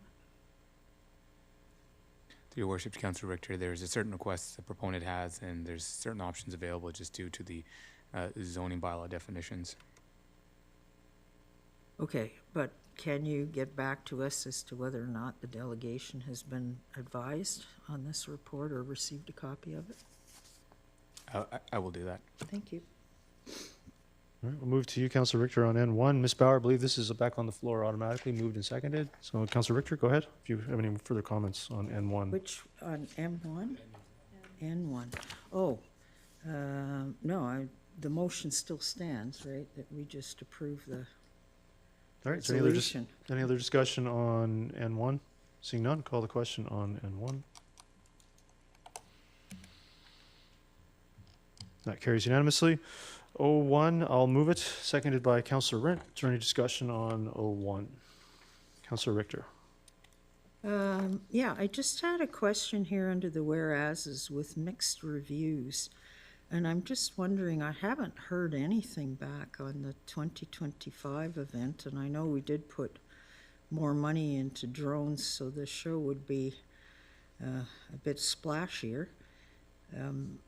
Will we be getting reviews on it? And I wonder if we should be waiting until we get reviews on the 2025 event before we move, before we deal with this motion. Mr. Cooner, I don't see a mechanism to do that. Perhaps, Councillor Richter, you would propose a mechanism to do that? Well, okay, but the mixed reviews pertain to what? Not the 2025 show, the 2024 show? No, mixed reviews pertain to the 2025 show. Okay, so who got those reviews? I didn't. I was present at the event, which I don't believe you were. So I was also walking around talking to residents after the event, asking them what they thought, and there were mixed reviews. Okay, so are we going to get a report on that? No. No. Okay, thank you. Councillor Pratt, go ahead. Yeah, thank you, Your Worship. I was there as well. Was asking people on the way out and afterwards as well what their thoughts were, and I was partial towards the drone show the last couple of years, and I want to commend staff on doing their best they could to make the drone show as exciting as possible, which I think, talking about the specifics of this year, the way that they were able to transition between the sort of presentations of the drones, that was improved because of the number of drones, and realistically getting to the scale that you see in other parts of the world on these drone shows, if we wanted to get there, the cost would be pretty significant. So to kind of echo some of Councillor Kuntz's comment from before, where she commended staff on a fantastic event, I want to share those. But unlike the last couple of years, I'll be in favor of fireworks moving forward for the next couple of years to give it a go. Councillor Martins. Thank you. And I echo the other comments, commending staff on the great work they did on this event. I too was there. Question I have, if I can, through the chair to staff, whereas number 2, it refers to the budget figures, increased budget of $23,000 over 2024. I noticed that there was a corporate sponsor. Was that funding in addition? So were we working with an even larger budget because of the corporate sponsor, or did they help save us some money from our budget? Mr. Cooner? I'm not sure. We'd have to get back to you on that. Okay. Councillor Bailey? Yeah, I was at the event too, and well, I've been flogging hard for the drone show. I've got to say that after 2 years of it, well, the staff did a really good job in that. I can understand the difference between fireworks and that. I would ask, though, that when they're looking at fireworks, if staff could have a look at, I've been told that there are fireworks that are quieter. And if possible, if we could look into, we've got a lot of animals in the township, and if we could possibly get some quieter ones instead of the big boom. I live very close to the border, and believe me, on July the 4th and July the 3rd, I heard an awful lot of big booms. So if we could look into slightly quieter fireworks, I would really appreciate that. I think staff can take that under advisement. Yep. So I also want to echo the comments which I reiterated on stage for all those in attendance. What a great event it was. I thought it was a big improvement from last year. I think McLeod is a fabulous venue, so I thought that was well executed and well put together, and a great free family event on Canada Day, which I think can be invested in and improved in the years ahead. So absolutely great job all around, and was very appreciative of the event, and a lot of great comments about how great the event was, especially the fact that it was free for families to attend. So appreciate everybody who had a hand in making that happen. So I'm going to call the question on 01. That carries. Councillor Richter opposed. 02, I'll move it. Seconded by Councillor Rent. Any discussion on 02? Councillor Richter. Yeah, I'd like to know why this is necessary. It may not be necessary. That'll be up to council. Well, except that council is asking staff to bring back bylaw amendments. I believe it would come back in the same form that Lockoff did, that they would be presented for you to see, and council could endorse them at that time if it so wished to. Okay, but why do we need to do this? We may not. If you don't want to do it, you would vote against it. Oh, why would we get staff to waste time doing it right now then? If you consider it a waste of time, you would vote against it. Thank you. So with that, I'll call the question on 02. Carries with Councillor Richter opposed. Is there any other business? No, Councillor Kuntz, go ahead. So we received an email from a gentleman by the name of Michael Turner. It's item 9 in our distribution, and he was talking about safety barriers at community events. And I just wanted to know if there's anything in place for future, or if that's something that we can speak to this gentleman, because he encountered a pretty scary incident, and then reference also Lapu Lapu. And so I just wanted to know if we can weigh in. Your Worship, Councillor Kuntz, we are having those discussions internally at the moment, alongside the Bylaw Enforcement Department and the RCMP and our Special Events Department as well. Those discussions are ongoing. Okay, thank you. And obviously, I'm sure he's been responded to by our staff. But I also had one other thing, and actually, Mayor Woodward just triggered my memory. I was talking to a realtor, and they were expressing some I don't know, not frustration really, but just around the lockup or the lock-off units that we advanced a couple of meetings ago, and just some questions around what those are and what the rules are around that. And it seems like there's not a lot of definition. Is there anything more on that since? Because I think they've reached out and are trying to just kind of figure it out for their clients and for, what that actually means. Through your worship to Councillor Kuntz, we are planning on bringing the bylaw amendment forward, hopefully, for the next meeting, just due to pre-notification requirements. Maybe at that time, that would be the most appropriate time to seek further clarifications on the definition, and once that bylaw is before council and to the public to see at the next agenda, hopefully. Okay, great. Thank you. If those are approved in principle, there also could be some additional direction to do some public outreach and education on exactly what they are. There's still an opportunity, since they'll be coming forward for 3 readings, to potentially make amendments prior to granting any of the readings, refer it back to staff, or, as I know Ms. Bauer does not like, but granting 3 readings prior to final as well. We could also just take additional direction under other business to, if they are given final adoption, that there's some public outreach and additional resources available to explain what they are and where they exist within the BC Building Code and so on. That is correct. Yeah. Councillor Ferguson? Yeah, well, yeah, I just wanted to comment as well from Councillor Kuntz as well. That was item distributed to council on July the 3rd, and it was item number 9 and page 32. It's just for council and staffs. And I totally also agree with Councillor Kuntz, the fact that this is not a good incident happening for a family on certainly an event day. So I too encourage staff to look at that again. But again, it's for information, July 3rd, items have been distributed, number 9. Thank you. All right, thank you. Seeing no other business, does anybody have any special closed items? Ms. Bauer, I have one legal item. All right, get a motion to resolve into special closed. Moved by Councillor Pratt, seconded by Councillor Rent. All those in favor? Anyone opposed? That carries. Get a motion to terminate. Moved by Councillor Bailey, seconded by Councillor Pratt. All those in favor? Opposed? And that's carried. Thank you.